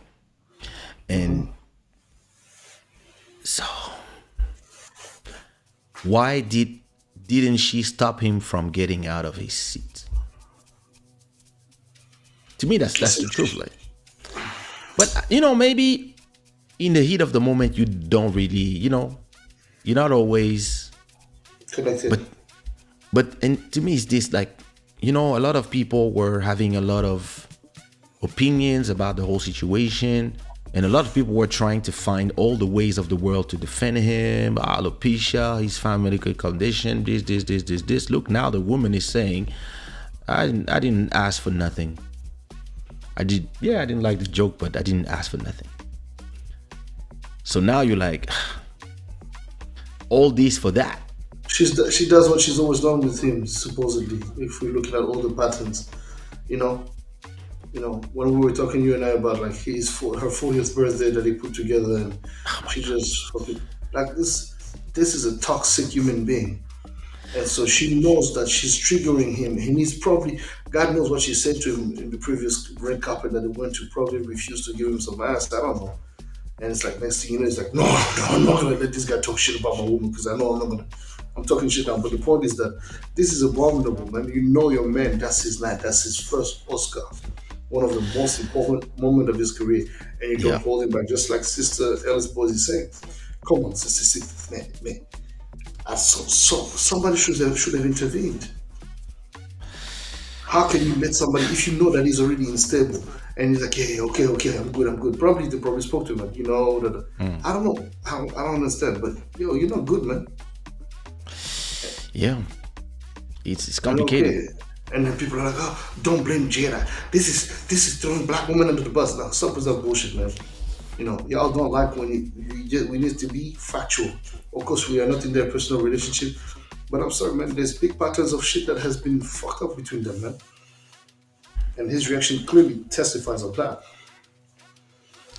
She's the type who pours oil on the fire, then steps back and watches everything burn with a sinister smile on her face. Merci Elise Boys. What do you think, Shada Gang? What do you say? Will has been trying too hard for years to match up to Jada's needs. This is a classic case of loving someone who doesn't love you much. You'll move mountain and they'll never appreciate it. You know something she said when they were doing the Red Table Talk together? She was explaining to him how this guy, who's the friend of her son, made her happy. The August guy, that she made her happy, and he was like, this is a thing where, listen, you want to tell the truth to somebody, okay, turn off the cameras, talk about it, have the conversation, especially if you know that person really loves you and is ready to, will do anything for you. Don't abuse it. I think Will has already been mentally broken down by Jada. Is it Jada or Jada? He can be saved. She won't save him. And now, you know what just happened? No. The entanglement guy. Did you see what he said? What happened again? He did a new song.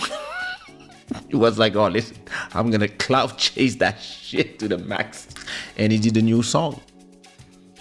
He did a new song where Will Smith faced more humiliation as Jada Pinkett Smith's ex-lover August Alsina referenced entanglement affair in a new song, and he's set to write tell all in a book about their sex life. Oh, mec, c'est pas possible ça. Les Américains sont des sauvages, vraiment. Will Smith faced further humiliation amid his Oscar slap controversy as the man who had an affair with his wife is speaking out in a new song, and he talks about her in a new song called Shake the World. Well, of course, some shit is bound to go down when you tangled up with the world's favorite. Oh my God. I was asking myself, where is this guy? Why we don't hear from him? I was really asking myself, this is strange. Like, he's not saying anything. I'm wondering what he thinks of all this. Like, you know. And then this morning, there you go. He came with a new song. It was like, oh, there you go. Let me do some promo. Let me use all these free promo.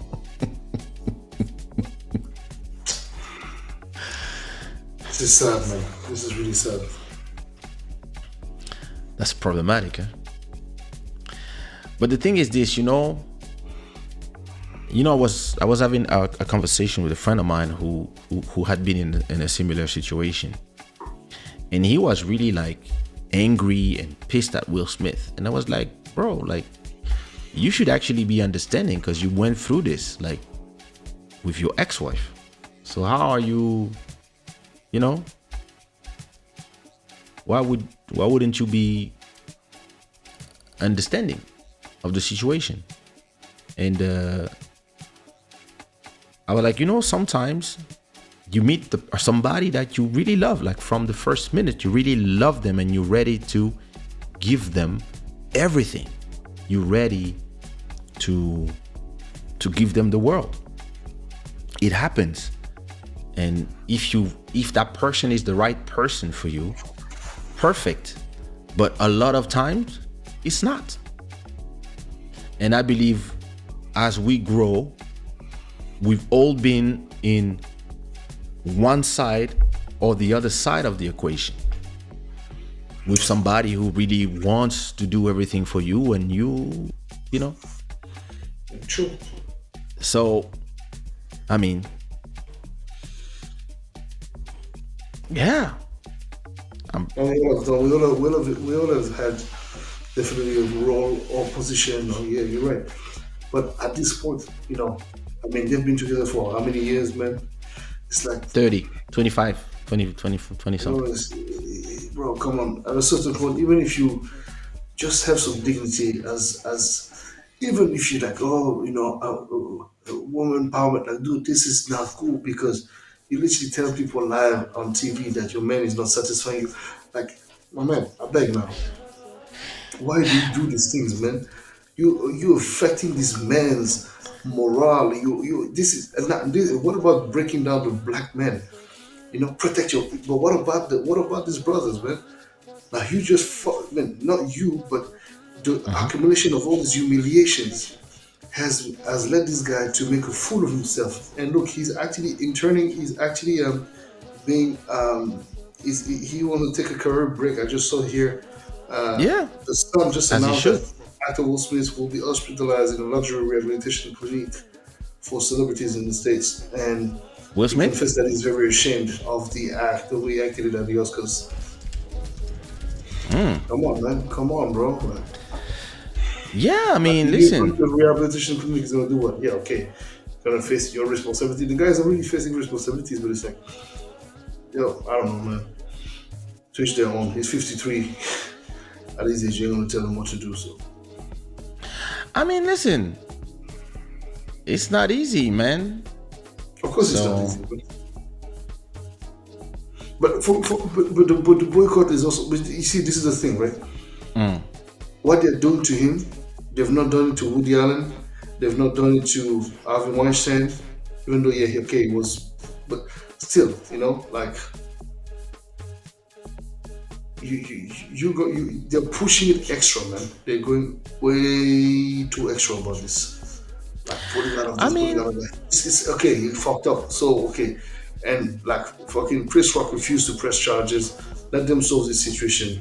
Yes, it was a horrible hype, but he didn't kill nobody, and that's it. I Move believe on. it's because of where it was done. Yeah, You they know, don't like you it. in the posh of the posh. You are like you are in a place where not a lot of people arrive, and you're about to be given like the something that in America only 5 black men got. So there's this thing where people are like, yo, listen, we're not in Campton, we're not in DC, or we're not in we're not in the forest with the monkeys. That's how some people think. True. They're like, yo, this is not the ghetto, this is not Brooklyn in the 90s. Like, this is not a hip-hop thing, this is not the Source Awards. Some people are thinking this. Some people are like, oh, look, like, and it's not a race thing, but in the US, you know, and I mean in a lot of these countries, a lot of the Western countries, where a lot of these awards were not made in an idea that one day it would be given to, you know, non-white people. People have been fighting hard for these movies and these awards to be inclusive, especially the Smith.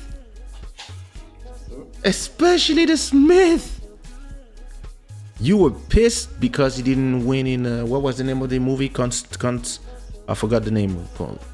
I forgot the name of the movie. But we worked so hard to arrive there.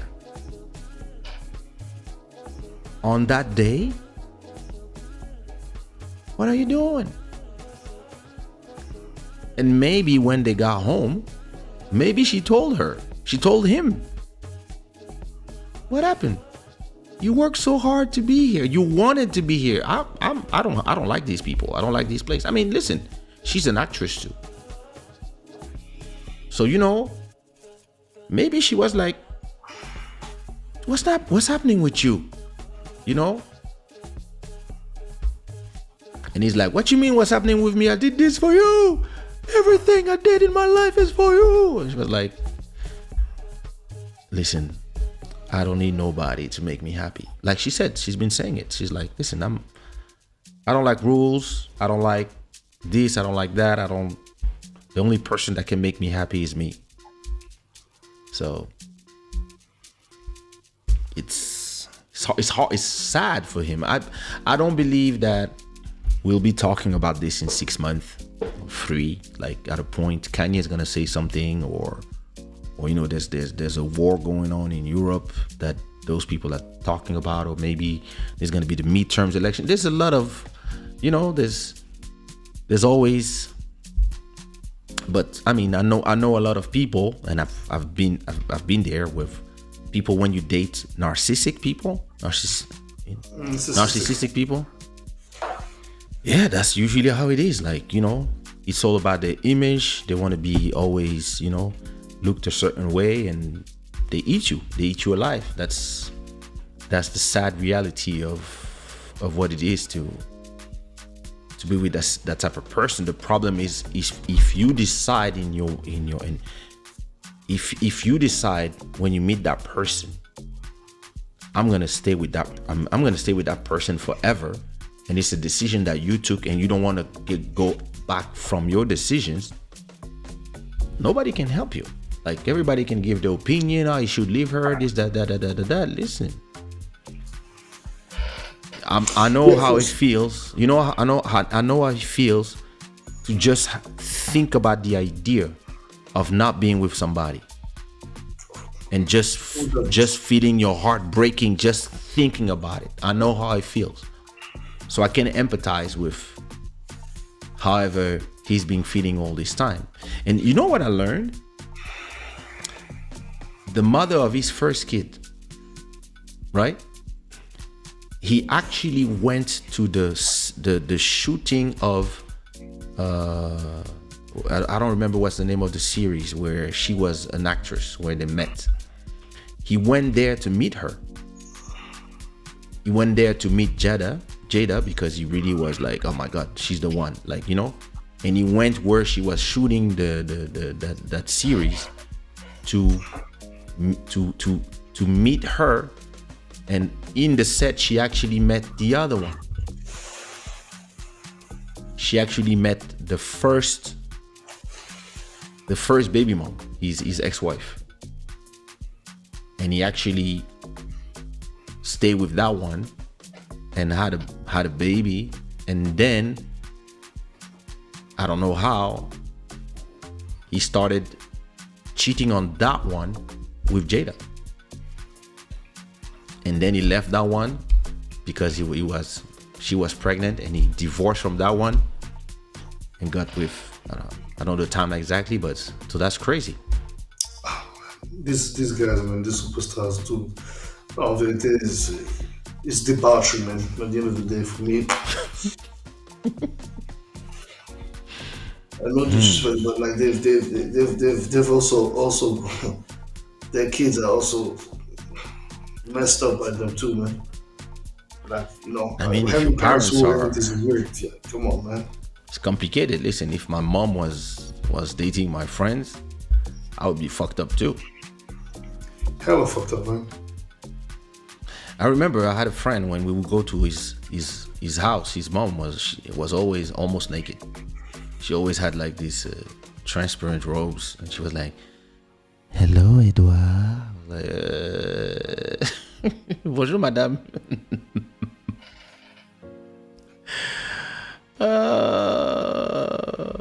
You know, when you fake it too much, this is what happens, you know. The truth shall indeed catch back. I'm telling you. And now she wants him to probably go to the red table talk and talk about it. Talk about kicking a man when he's down. She'll be over there loving all the attention.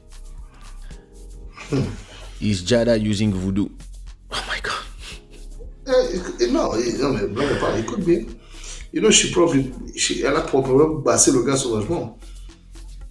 There's a humorist online on Instagram saying, Jada, cheveux poussent pas sur ta tête. Tu grossis pas, tu maigris pas. Tu as la même taille depuis. Tu as la chance d'avoir millionnaire. Et puis, quand il va te sauver, tu veux mal parler. Tu es maudite.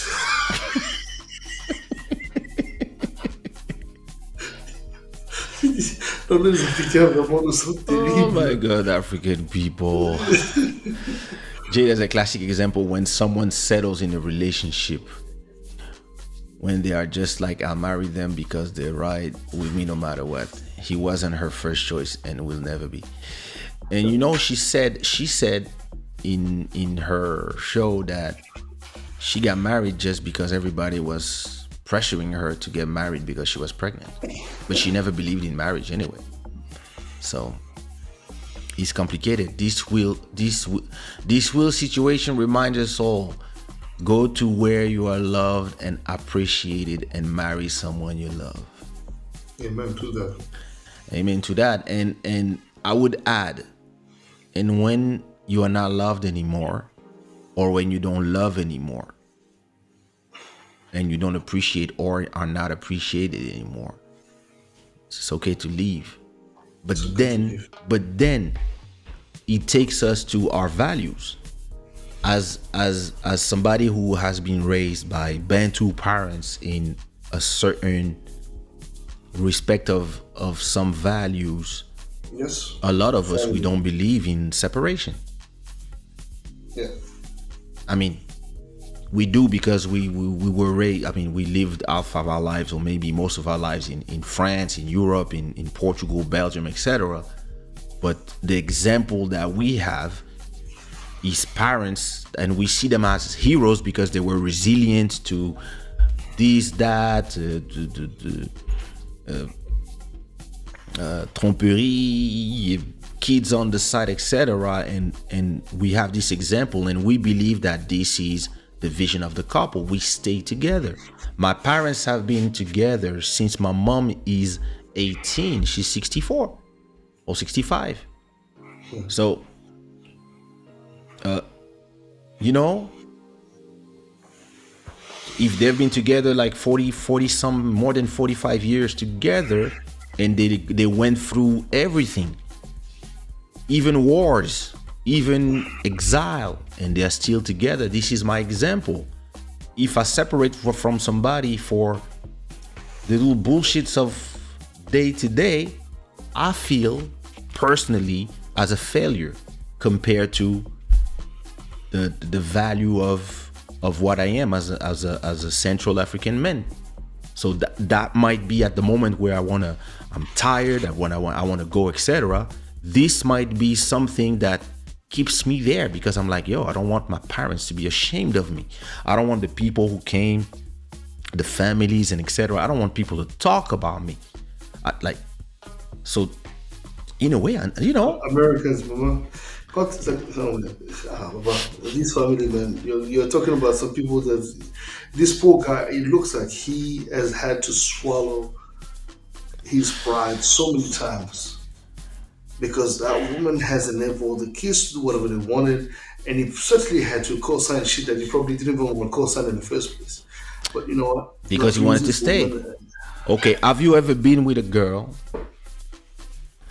and she accepted stuff just because she wanted to be with you? Yeah, of course. So you can't judge. No, but of course I can judge because I have realized where my biases were and where my double standards were, and I made the necessary changes. First and foremost, I think this is where it's important, is to obviously, and I think she's doing that. Problem is, well, not even problem. The good thing is that at least she admits that she cannot change. She's too fucked up. She's not going to change. She doesn't like boundaries. She doesn't like anything that, she doesn't like rules. The pieces are rough. So, okay, cool. That's who you are. Cool. Then, if the man decides to stay with you, that's his responsibility. Nobody has to say anything. Yeah. In my case, I decided, well, when I did these things, I was like, nah, I can't do this anymore. And because that's just not one, that's not how I was raised. And yeah, I tried some things, not for me, cool, you move on. That one she admits, it's like, that's who I am. So, yeah, at the end of the day, stop. No, but I mean, stay with your wife. Have you ever had a girl and you have her accept things that were not the type of things that she wanted or she was raised? I have. But to be with you, she just accepted. Not to be, because you're in my case is me. I was first of all, I was not promising any relationship, but I was like, if you want to be, that was all the time I was messing around. I was like, yo, okay, I'm not trying to be, with anyone. I'm having fun, and yeah, if you want to stick around, that's just the reality of what it is right now. So, but they say yes, but they. So of course, now I don't know that. But I mean, I understand. Like, even if this guy is like, hey, listen, you are the one. Like, my heart never felt like that, right? And then she said, listen, I've been open things because that's how I was raised, that's how my family is. So, yeah, listen, that's how I am. And the guy just accepts. And he's like, listen, like, and maybe he says in the beginning, listen, it's cool. So, and because she told him, you can do anything as long as you can respect yourself when you look at yourself in the mirror. That's exactly what she told him. Me, I don't care. So maybe it was like, yo, the best of both worlds. I have the most beautiful girl in the world, and I can still, from time to time, go out there and do something. Maybe he thought, cool, until he found her with J-Lo's husband, and she was like, allegedly. And he was like, what? In my house? Yeah. And she was like, well, yeah, we said that we can. You see what I mean? Like, so I don't know. I mean, it's complicated. It's complicated. If possible, it is best not to divorce because the other person may come back to their senses later. I mean, Joel, I know, like, you're a religious person, but I mean, yeah. parfois vraiment. Listen, I waited 2 years for somebody to come back to their senses, and I realized that I was wasting my time.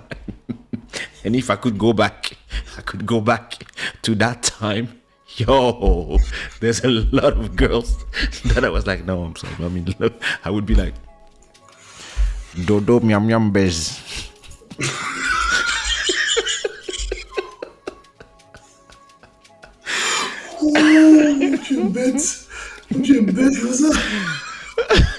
Adelaide says, maybe someone needs to file divorce on behalf of Will so that he can actually be forced out of that toxic marriage.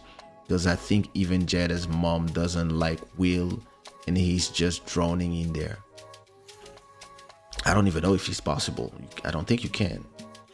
No. I don't think you can force somebody to be out of a marriage. Because man, if he's stuck around after all of this humiliation, you think he's gonna live tomorrow? He's not. He's there. He said, "Until death shall do us part." So he said, if we are separated, it means that death did us part, or I'm dead. That's what he said. Understand? So, I mean, he's in there for life. She's so fucked up with marriage. Yeah, he said. I mean, listen, you know, it is the thing. Sometimes you think you can choose something,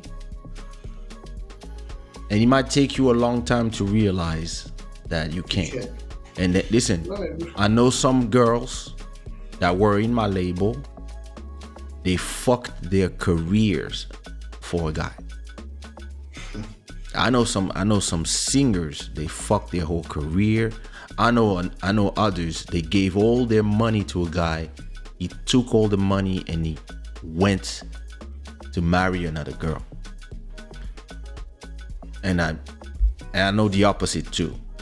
So listen, I've seen people like, listen, and we've been those people. Listen, when you're in love, oof. When people come and tell you the truth, you know, I remember telling something about a girl. It was my most toxic relation ever. But listen, I don't think I ever loved that much either.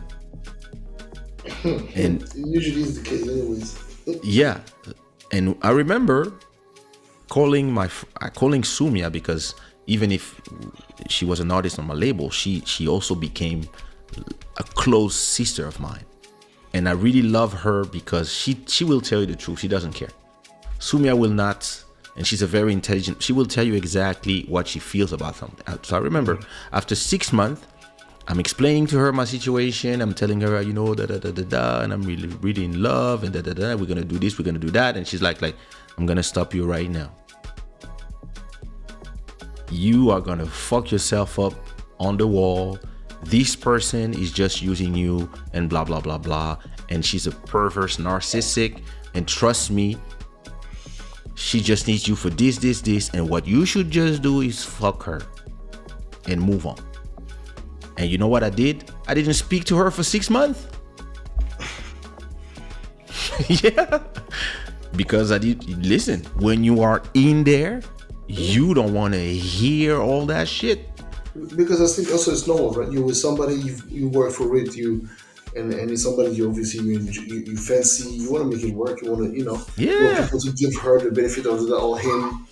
But unfortunately, and I think the funny thing is that these people usually are very vocal about this shit. They'll tell you straight up, yo, this is what I'm into, and because you're already in it. I mean, they don't tell you straight up. They tell you after they know that they've got you. Because they obviously, part of their thing is they don't want to lose you neither.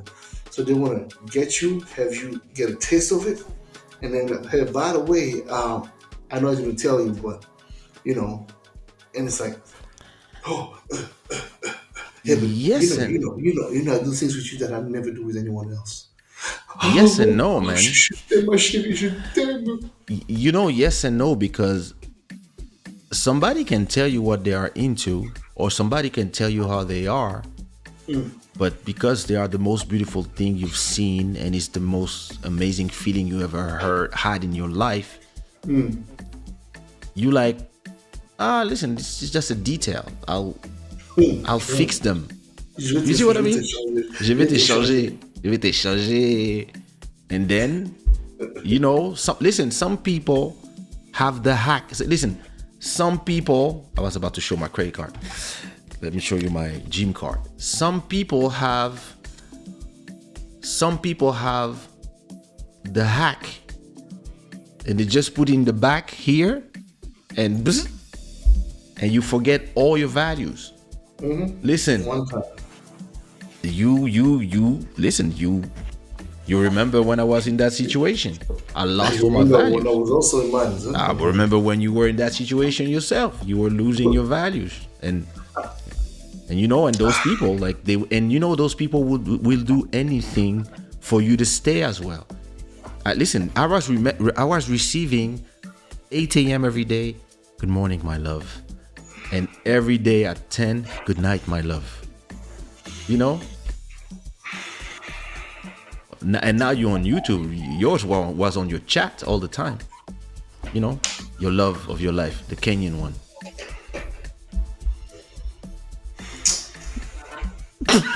C'est pas possible de voir des gens bêtes. Merde, c'est pas possible.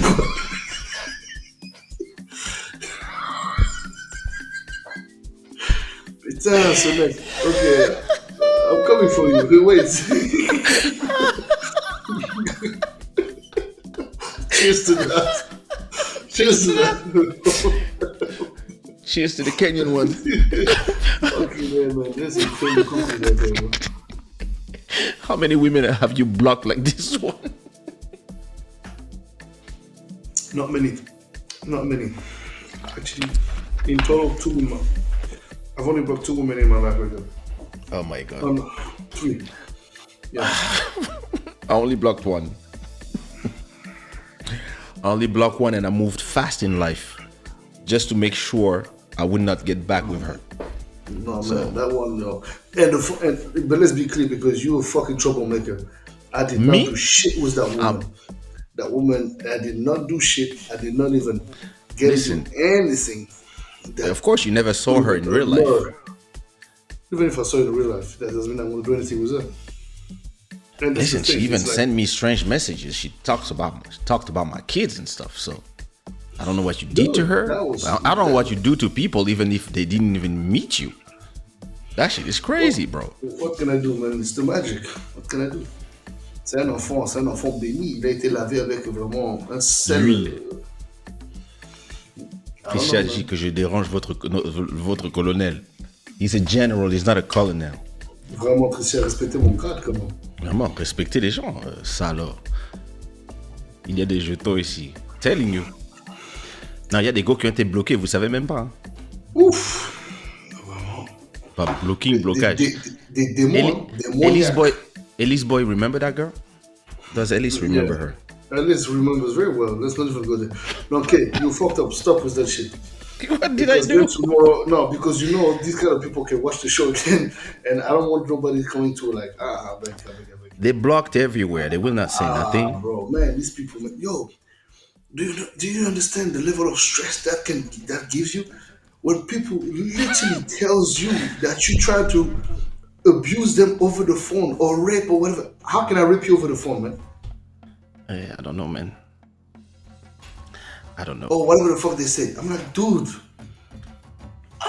And then calling you names. White boy this, or you little fucking corny motherfucker. Or I remember like, that. dude, she was calling you white boy all of a sudden. You actually act like you black. You surfing off of black people. You taking advantage of black women. I'm like, hi. Oh, she cussed Elise as well. Listen, Elise, if I read you the email she sent me, she sent an email to me talking about my kids. She was like, yeah, your kid's gonna get it. That's karma. I was like, yo, block that bitch. Vraiment. Boddhi m'amène vraiment beaucoup de problèmes dans ma vie. Regarde ça. Boddhi m'amène beaucoup de problèmes dans ma vie. Non, tu sais, c'est parce que, tu vois, c'est pas de ma faute. We are good people. So when we open, we speak to people. Unfortunately, along the way, sometimes there's some cuckoos out there. And by the time but why you choose those ones? I don't choose. don't choose. And the fact of the matter is that I did not. If you remember, she flipped on me over that conversation of I was asking a very simple question, which was because I just didn't know. I was genuinely not informed or educated, and I said, "What is the connection between LGBTQ and Black Lives Matter?" I just asked a simple question. Oh my And God, you went that there. was the trigger. Oh, you went there. But I'm just asking a question. If I'm not educated, and the point of my question is for you to tell me what it is I don't know. I'm not assuming anything. I'm not saying it's not connected. What I'm saying is that what is the connection so I understand? Because I just couldn't see it necessarily. I understood the question of minorities, but I just wanted to understand better. Ooh, from that point. So where did we meet this woman? In Boddhi's channel. She was coming to the live. It was the quarantine. It was the quarantine. One day we'll talk. One day we'll give you all the details. Notre général are so fun with his French expressions. Non, la fille était démoniaque, vraiment. Non, démoniaque, mon cher. C'est quoi ça? Je suis obligé de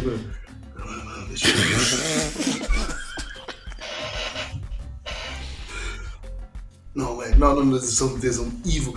Yo, there's some next level evil people out there. They're so fucked up in their. Man. No. After that. After that, you were traumatized again. So that's interesting. Sad thing is, there's probably a woman who will love and appreciate Will out there, but he won't experience that love if he doesn't let go, Jada. Listen, the worst part is, if she arrives too early, he will not even appreciate. That's the worst part.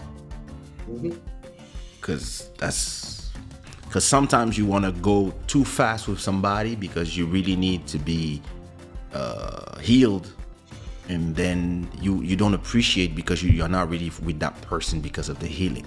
You're just here because whatever. And other times you meet good people, but you're still traumatized. So you need years. Listen, I remember after my first cycle and after my first breakup, I met probably 3 people that I could have married. But only when I got married 2-3 years ago that I called them before getting married and tell them, listen, you're a good one. Like, actually, I was not ready. Because you were really a person worthy of, but I was just not ready. I was still healing. So, but listen, when you are 20, 25, you like, when you are in your 50s, now you might not want to go back to zero with somebody as well. You see what I mean? Like, think about this, and somebody is the mother of your children, etc. You have it's a family, Sometimes family is more. Nothing fucking wrong with some other chicks that he doesn't have a little regular that is messing around with, that might be positioning herself as, numéro 2. C'est possible. Oh, he had that actress from that movie he did, the DC movie he did. He had that one. He might end up mistreating his next partner. True. Or he might cheat on that new partner with this one. Because a narcissistic will not let you go. Trust me. Me and Boddhi, we have to block people so they can let us go. C'est compliqué là. Bon, with that being said, I have to leave. He's scared. Nah, I'm not scared, man. Fuck all that shit, man. Please. No, but it is scary when it occurs, because you just like the level of violence and just aggressivity is really paramount. Yeah. And you just don't understand, and nothing justifies it, nothing calls for it. But at the end of the day, you shouldn't try to make sense of somebody who just doesn't make sense of themselves in the first place. So all you can say is just understand they're going through their own vision and their own experience, and that's how they experience it. Bro, listen, I don't know if you ever felt that, but for a long time in my life, I really thought that it was my mission on earth to save people. Captain Silverhole. At your service. Listen, I really thought that, yeah, she's broken. She was put on my path for me to fix her because, Same. and especially I come from a very nice family. I come from a very, like, I was about to say Cosby Show, but even that reference is fucked now. But, you know, I'm family, like everybody get along. The parents have been together forever. We good, we lived fine. We never were hungry. Like, you see what I mean? I come from, like, my background is pristine. So every time I would meet somebody, oh, my uncle did this to me, my dad, oh, I was beaten, I was like, oh, she's broken, let me fix her. And then I start seeing myself as an angel. So every time somebody was completely broken, I thought that, yeah, I can save her. So, you know, I mean, listen, it happens. It happens that sometimes you think of yourself as somebody who can save everybody. And when you meet somebody that is crazy, you say, okay, God, I get the mission. Let's go. Let's do it. And I accept this new mission. When there's a little voice in your head that's saying, run, ding, ding, ding, ding, ding, ding, ding, ding, but you don't run. You know? Do you think he might have endured some trauma in his adolescent stage or young adulthood that made him afraid to get away from Jada? Of course. He grew up watching his dad beat up his mom. That's what he says in his book. And he feels like a coward. So that's why now he doesn't want to run away because, you know, he would feel like a coward from letting her, you know. A lot of people think like you, Kaysha. C'est pas évident. Listen, let me call my, it's for 5 minutes. I just need to call my psychologist because maybe she can help me. She's not going to answer, but maybe she will answer. Sometimes she answers, sometimes she doesn't. And I mean, you know, come on, pick up. I know you. Vraiment, les gens sont pas gentils. My psychologist is not going to answer.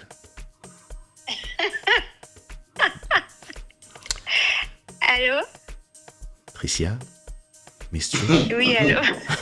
Oui. Ça va? Je cherchais quelqu'un pour sauver Boddhi.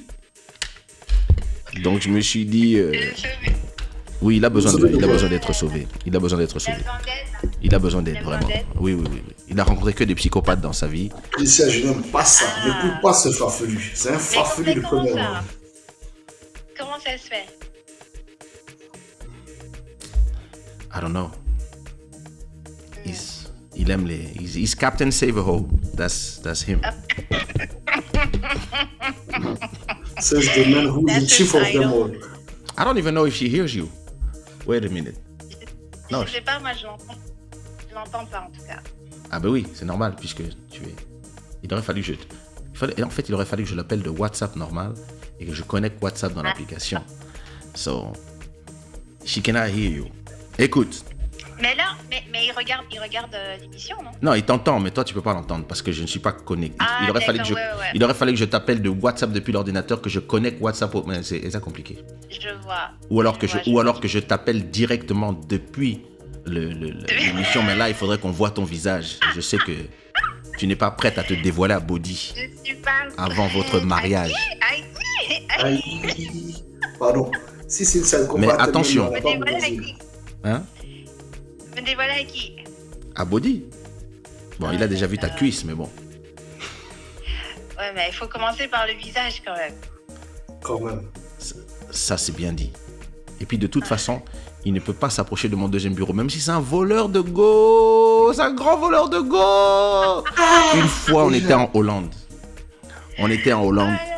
Et puis, j'ai vu vraiment une chouette go de curaçao. Nous avons vu. Non, Tu n'as pas j'ai vu. Non. Nous avons- Et, Je n'aime pas ça. J'ai Parce vu- que non. rappelle-toi, sa C'est un copine, menteur. c'était la meuf de mon Il associé. dit quoi? Il Donc, dit il quoi? dit Pas que sa obligé, copine, j'ai c'était vu. la meuf de son associé. Il est en Mais train oui. de mentir ici devant les gens. Écoute bien, Oh. on était là. Tu es fou. Et On tu- était là. Hein? C'est bien bizarre. J'ai rencontré une go terrible de curaçao. Peau caramel, cheveux longs, bouclés. Allez. Et puis je prends son numéro. Il a bien vu, j'ai pris son numéro. En plus, je suis le grand frère, donc Ouais. droit d'aînesse. Zéro. Ah, d'accord. Ouais, en plus. Sauf que, après, je retourne à Paris. Hmm. Donc, j'ai pas vraiment eu le temps de la revoir. J'ai de la croiser une fois, on a mangé un verre et puis j'ai continué ma life. On a mangé un Je- verre. Ça, ouais. On a bu un verre, pardon. Donc, j'ai pas eu le temps. J'ai pas eu le temps de me mettre sur le dossier. Et notre gars est venu manger ça sur moi. Sur son grand frère. Mais c'est... Attends, je t'explique. Au fait, Mais comment, ok, il faut là pas j'ai une écouter question ce type. pour vous les gars. Comment ça fonctionne dans ce cas-là? Lorsque, bon, toi tu parles de droit de naissance, vu que c'est toi le grand frère. Est-ce qu'il doit te demander la permission? Non, il a pas demandé la permission. Il a envoyé un message en disant bon, j'avance, hein. J'avance sur le dossier. I was like, ouais, comment ça? Comment tu manges sur mon dossier? Elle est dans ma liste. Elle est dans ma liste. Elle était sur position 13. J'étais pas encore arrivé là-bas. J'allais arriver sur position 13. Le gars est parti manger sur moi. Et puis, il a pas juste mangé, hein. Il a fait histoire d'amour, tout. Heureusement, elle lui a brisé le cœur. Bien fait, karma. Ah, oh, Kaysha, tu as la bouche.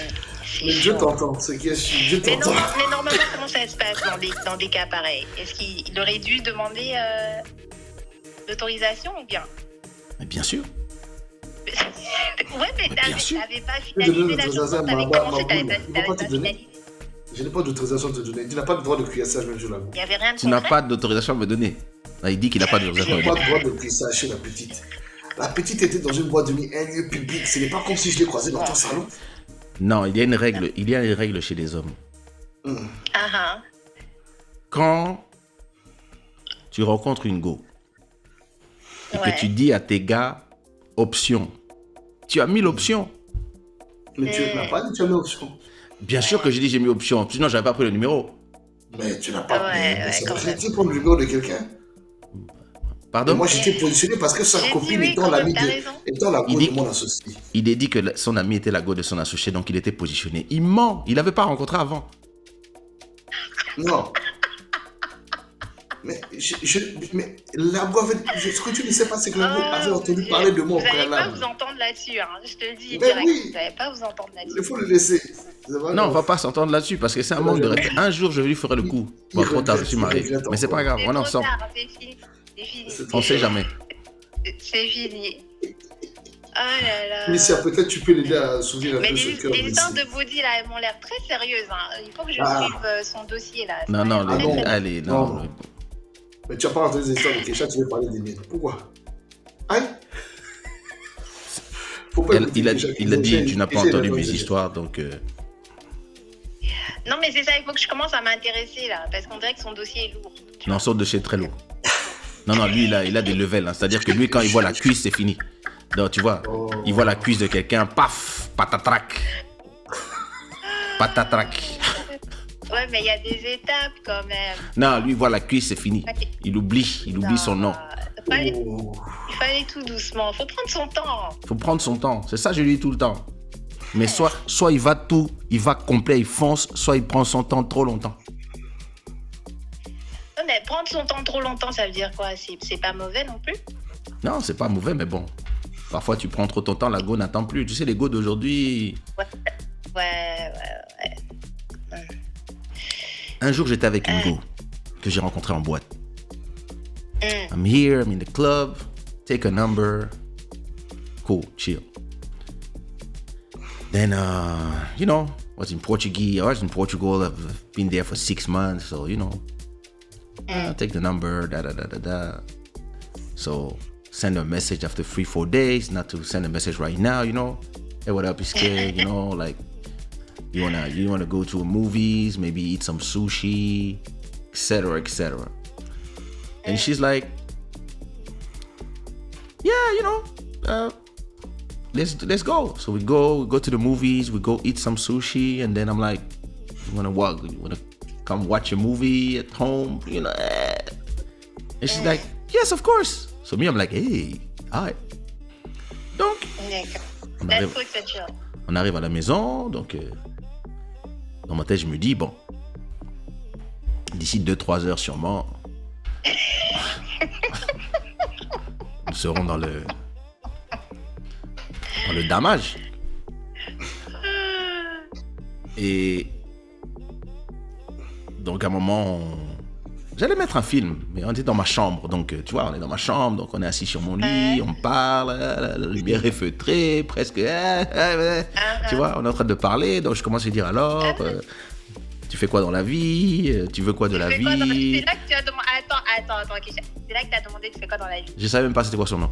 Je demande, non, tu fais quoi dans la vie? Oh, blada, on va machin. You know, on parle, ouais, nanana, et puis ouais, nanana. Est-ce que tu as toujours vécu au Portugal? Enfin, je suis là en train de poser des questions, quoi, en train d'essayer de faire conversation, de faire connaissance. Non, mais vous êtes dans la chambre, là, déjà. Ouais, dans la chambre, on est assis, on parle seulement, tu vois, c'est bon, j'avais pas encore acheté tous mes meubles, tu vois, dans la chambre, on est là, on parle, quoi. Et puis à un moment, elle fait, you speak a lot, hein? I came here to fuck. Non. Elle t'a dit ça carrément. Les go d'aujourd'hui, c'est compliqué. Et ça compliqué. Ouais, mais non. Donc bon, j'étais Mais obligé. ça vous fait quoi quand une femme est directe comme ça? Ah, on sort le préservatif de leur cachet.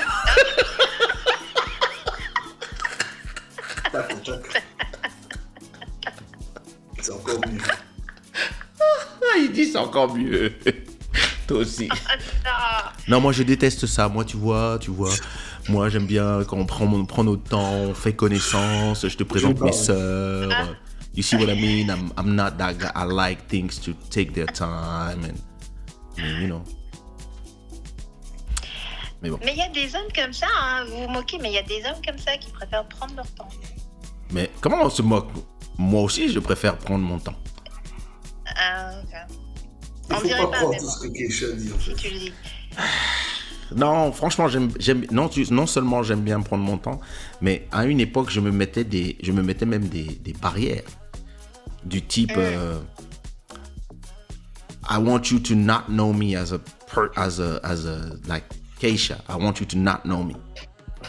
Like Ouais. when I was in the beginning of my career, I was like, no, I really want you to not know me as a personality, and I really want you to love me or to be with me for me, even if it's just passing by. I don't want it to be like a groupie thing. I used to be like that. I really like, because yeah, I didn't want to fall into the famous so I can have everything. I wanted to make the thing difficult, and I really wanted to know people, have a dinner, have a conversation. Pourquoi tu ris, Boddhi? Non. I'm telling the truth, Trish. I'm telling you. Elise dit, il posait des questions, mais n'écoutait pas les réponses. C'est mauvaise.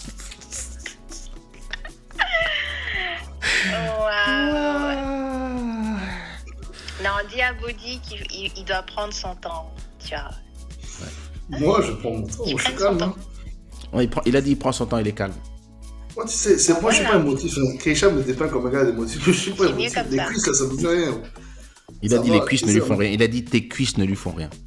Du tout. C'est bon, c'est pas grave. C'est encore mieux parce que tu as la beauté, tu as la deuxième bureau, donc faut te rester là où tu es. Il a dit tu peux être mon deuxième bureau si tu veux.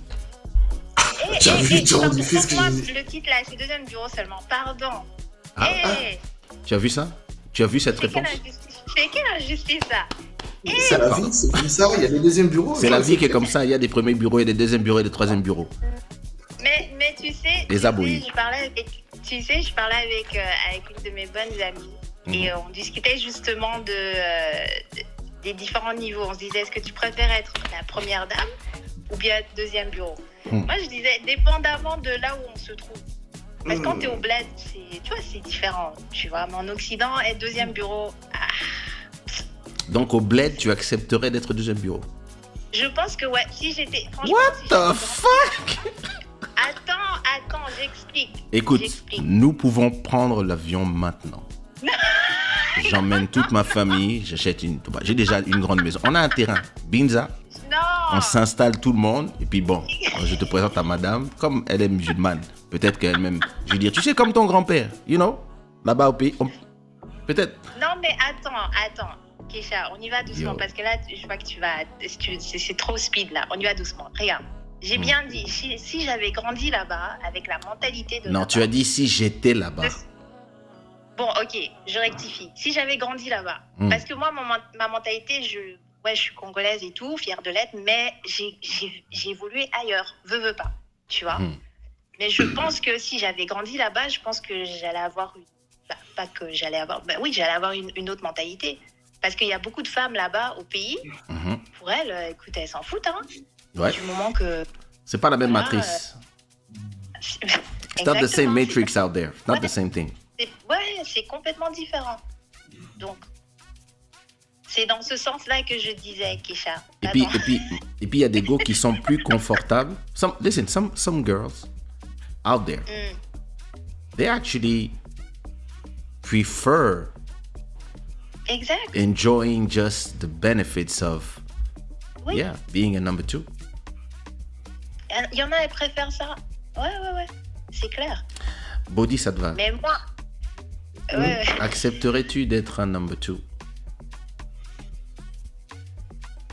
Si on te donne une maison, une carte de crédit, te met bien. Tu suis pas un homme, toi aussi, on peut pas se Si on te fait la toupie de Kinshasa. Non, même la toupie de Bamako, mon cher, ça rentre pas. Même la toupie de Bamako, ça rentre pas? I don't want to be anybody's number two. Oh, you just said that you wouldn't toi, mind tu as if you dit, were in toi, Congo. tu Elle change. dis trop. C'est à toi, Elle dit mais- beaucoup. Hein. Mais non, Kaysha, j'ai dit quoi? Si j'avais grandi là-bas, si j'avais la On mentalité est tous à avoir femmes écouté ce qu'elle a dit. de là-bas, ça aurait été différent, tu vois. Master électronique dit que tu peux être son premier bureau. Donnez-moi le nyanga. Donne-moi le nyanga.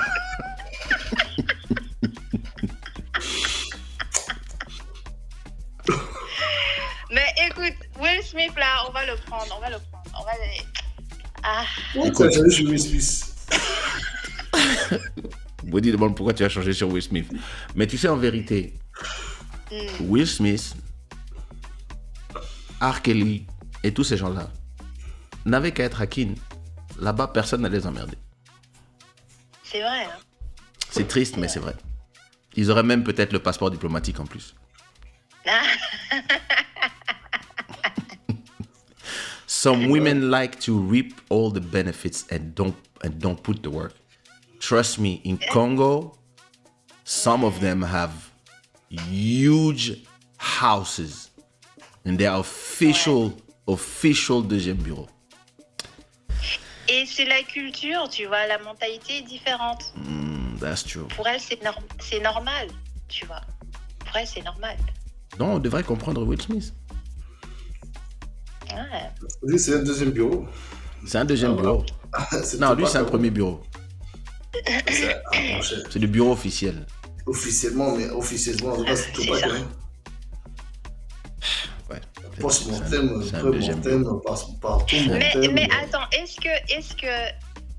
que le système de deuxième bureau, c'est seulement dans nos pays ou bien... Parce que les Français, ils ont des maîtresses, non? Bien C'est sûr. pareil ou c'est complètement... C'est autre chose? C'est autre chose. Ça dépend. Moi, j'ai déjà entré dans des maisons où les gens étaient mariés, vivaient dans la même maison, mais chacun avait son gars et sa go. Les Français aiment bien ce genre de truc.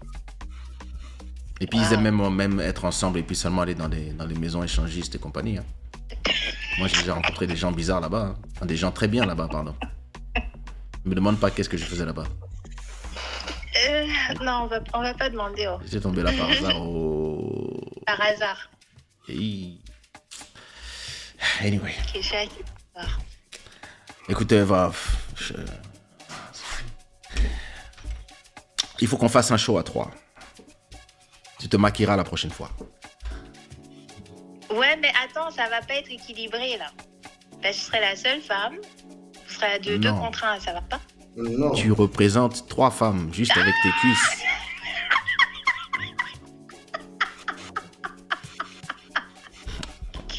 Excusez-moi. Kaysha, tu me mets de la pression, hein? Tu sais que les représentes femmes sont trois- compliquées. Attends, tu sais que les femmes sont compliquées. Maintenant, tu me demandes de représenter 3 femmes. Non, Eh. tu es 3 femmes en toi-même.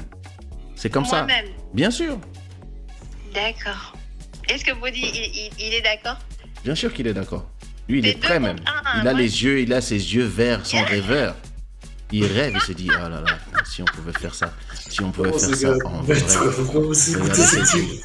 regardez C'est ce pas possible. métissage, regardez ce métissage. Non, c'est compliqué aussi. Hein. Congolaise, Lady Coco dit Big Fess. Regardez-moi ça. Regarde, et puis une go respectable. Regarde comment elle porte le boubou. Ça, c'est des go comme nos mamans. Ça, on me présente à maman direct. Elle dit oui, ma fille. Elle arrive direct, elle dit ma fille. Donc tu peux venir seul, il n'y a pas de problème. Mais on t'invitera quelqu'un si tu veux. On te trouvera, on demandera à Elise Boys de venir. Ouais, quand même. Ou alors la go de Boddhi, Emmanuel. Ah. Eh oui. Boddhi, il en a des go, hein. Il a du succès, hein. Master électronique dit une voix crème, une femme qui vaut 7 enfants. Je suis aromatisé. Quoi?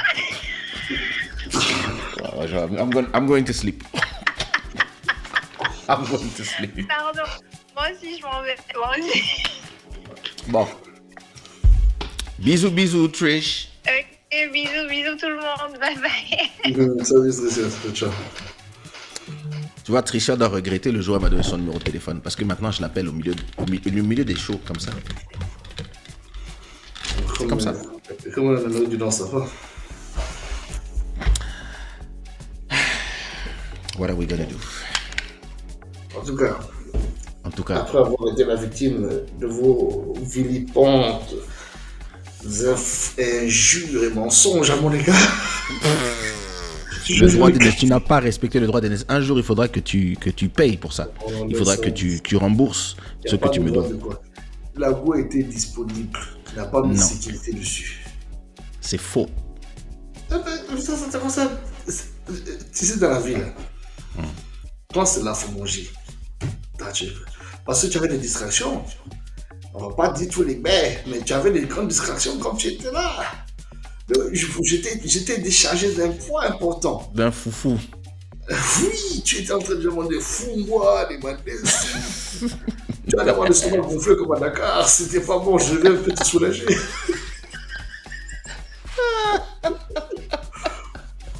Salaud. Bon, Les go des prochaine. gens. Ouais, bon. C'est pas possible, il est déjà 3h20 du matin. J'ai C'est tenu, ça. t'as vu, j'ai baillé un peu, mais j'ai tenu. Non, tu as bien tenu. C'est bien que tu aies pris la sieste. Mais là, on commence à... Ça, c'est le problème du métissage. On commence à voir le noir sous tes yeux. On voit la fatigue et commence à arriver. Mais oui. Ça, vous n'avez pas le choix. Nous, on peut faire semblant. Admis d'office. Non, non, j'avais pas de gérer. Tricia, ne crois pas ce que ce garçon dit. J'avais aucun dossier à gérer. J'étais là, j'étais prêt, j'étais disponible. Et à cause de lui, je me suis retrouvé avec une psychopathe. Kaysha n'a que 3 femmes dans sa vie. Exactement. Maman, madame et deuxième bureau.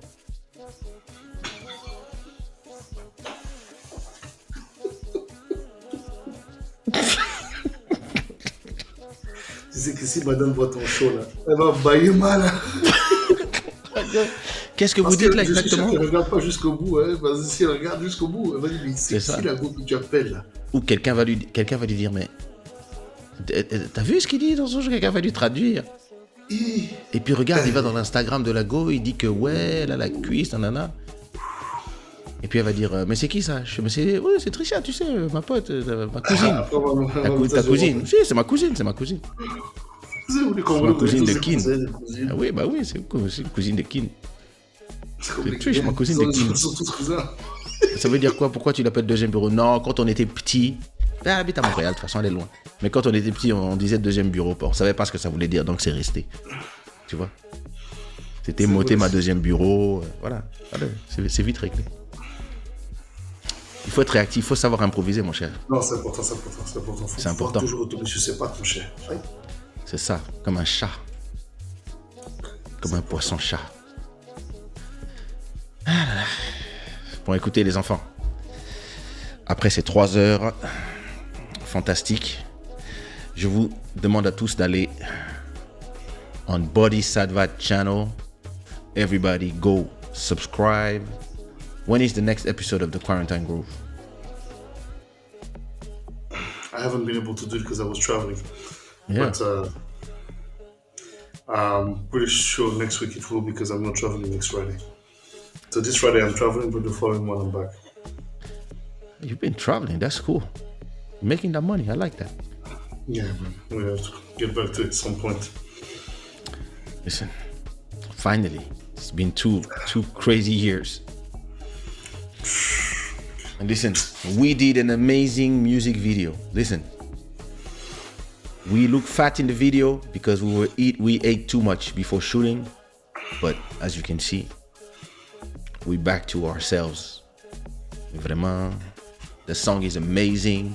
Everybody loved the song. Trisha says, congrats on the new song. Listen, next time I call you, Trish, I will connect this thing. I have to test this thing, connecting WhatsApp, to have WhatsApp arrive inside of the show so you can hear it. It's not that hard, but you have to test it first because there's, you know, you want people to hear it, you on WhatsApp, but not to do an echo. You know, it's not that hard, but you have to draw it, etc. But everybody go on Boddhi Satva YouTube channel and check the new music video. It's called Kilulu. It's an amazing song. It's taking over the world. Everybody's loving the song. So listen, you have to check it out. You should make a video of you dancing on the song. Join the Kilulu challenge so that we can post it. Yeah, you listen. Trisha's gonna do the Kilulu challenge for me. Listen, the images of these videos are amazing. I don't want to cut it out. Yeah. Mais moi j'aimerais savoir qui a laissé. Mais pardon, regarde ce ventre de gars qui vient de manger. On l'avait pas encore mangé là. Beau garçon. Voilà. On a mangé après, juste avant celui-là par contre, ouais. Moi j'ai une question. Qui a laissé ce garçon s'habiller avec un faux t-shirt Louis Vuitton dans ton clip?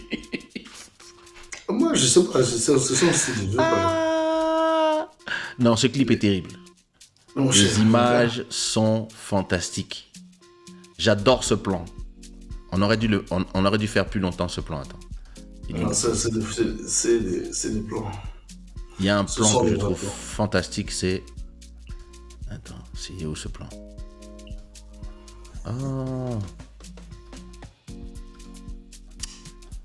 Je vois pas le plan, je trouve pas le plan. Il y a un plan où on est tous les deux debout là.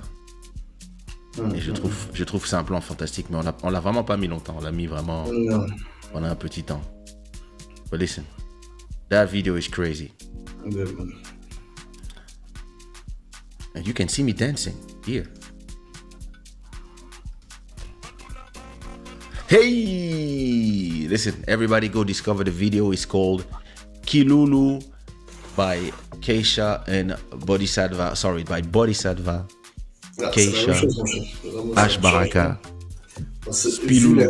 Vu le travail que nous avons consenti pour sortir ce morceau, vraiment, ça a été du lourd. Hein. Non, on a vraiment travaillé. Les pas de danse de Boddhi, oui, les gens vraiment disent que Boddhi, vraiment, il dancing. Non, Boddhi ne blague pas avec la danse.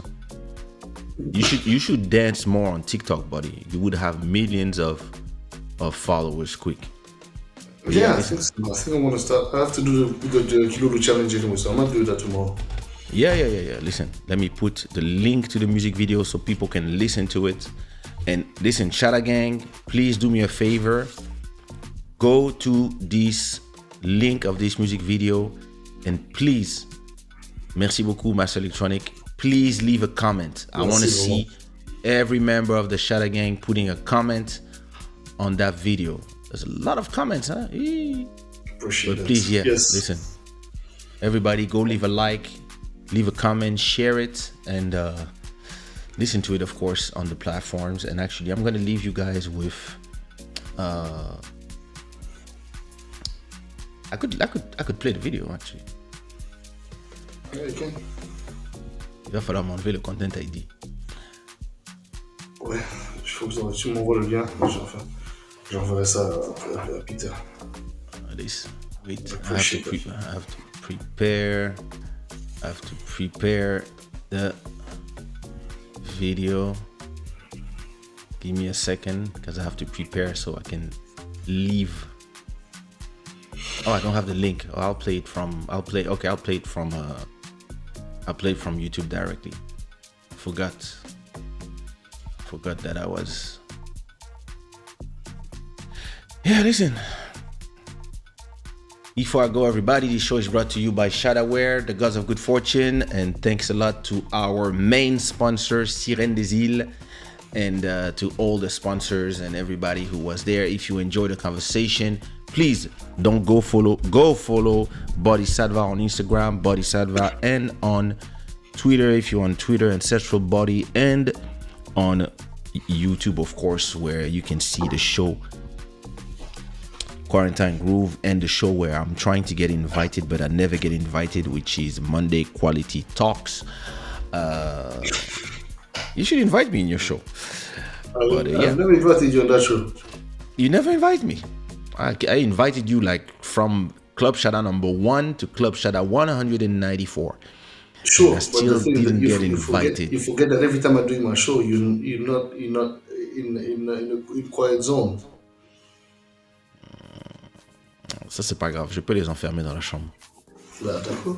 C'est ça qui est bon. C'est ça qui est bon chez les Bantous. Lundi prochain. Whenever you want, you let me know. All right, I'm gonna leave you guys with our brand new music video called Ki Loulou. All right, buddy. Peace out, and let's enjoy this music video. Merci beaucoup. Yeah. Bless up.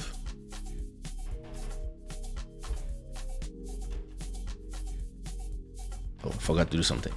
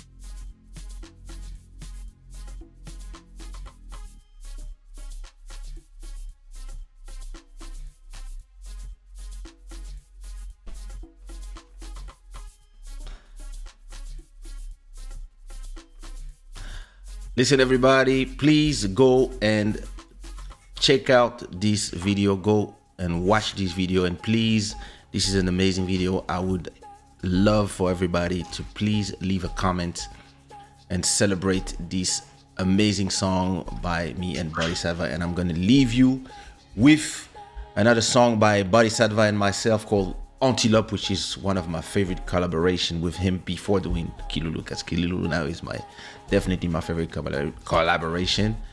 So yeah, I'll see you guys when I see you, and peace out, Boddhi. Bisous, bisous. Bisous, bisous. Sissi.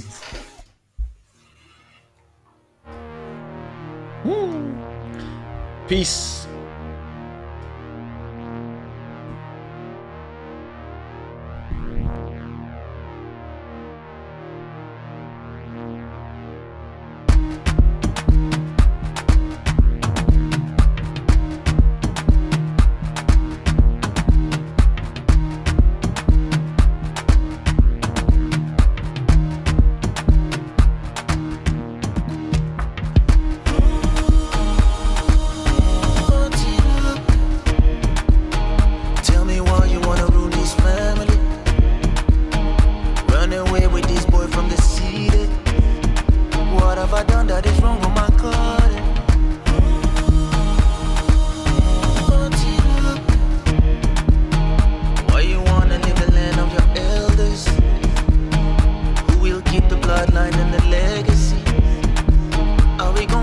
Forever. Don't you know I need you so? Don't you know I need you so? Don't you know I need you so?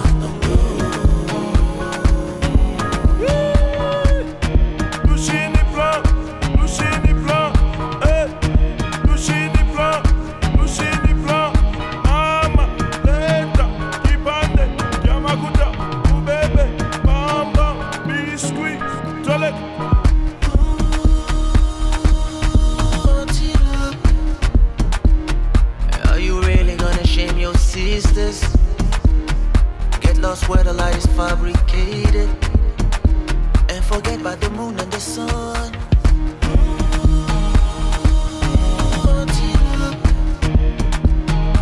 You know that their soul is dark and empty, completely corrupted by vice and technology, and your heart is too pure to be taken away.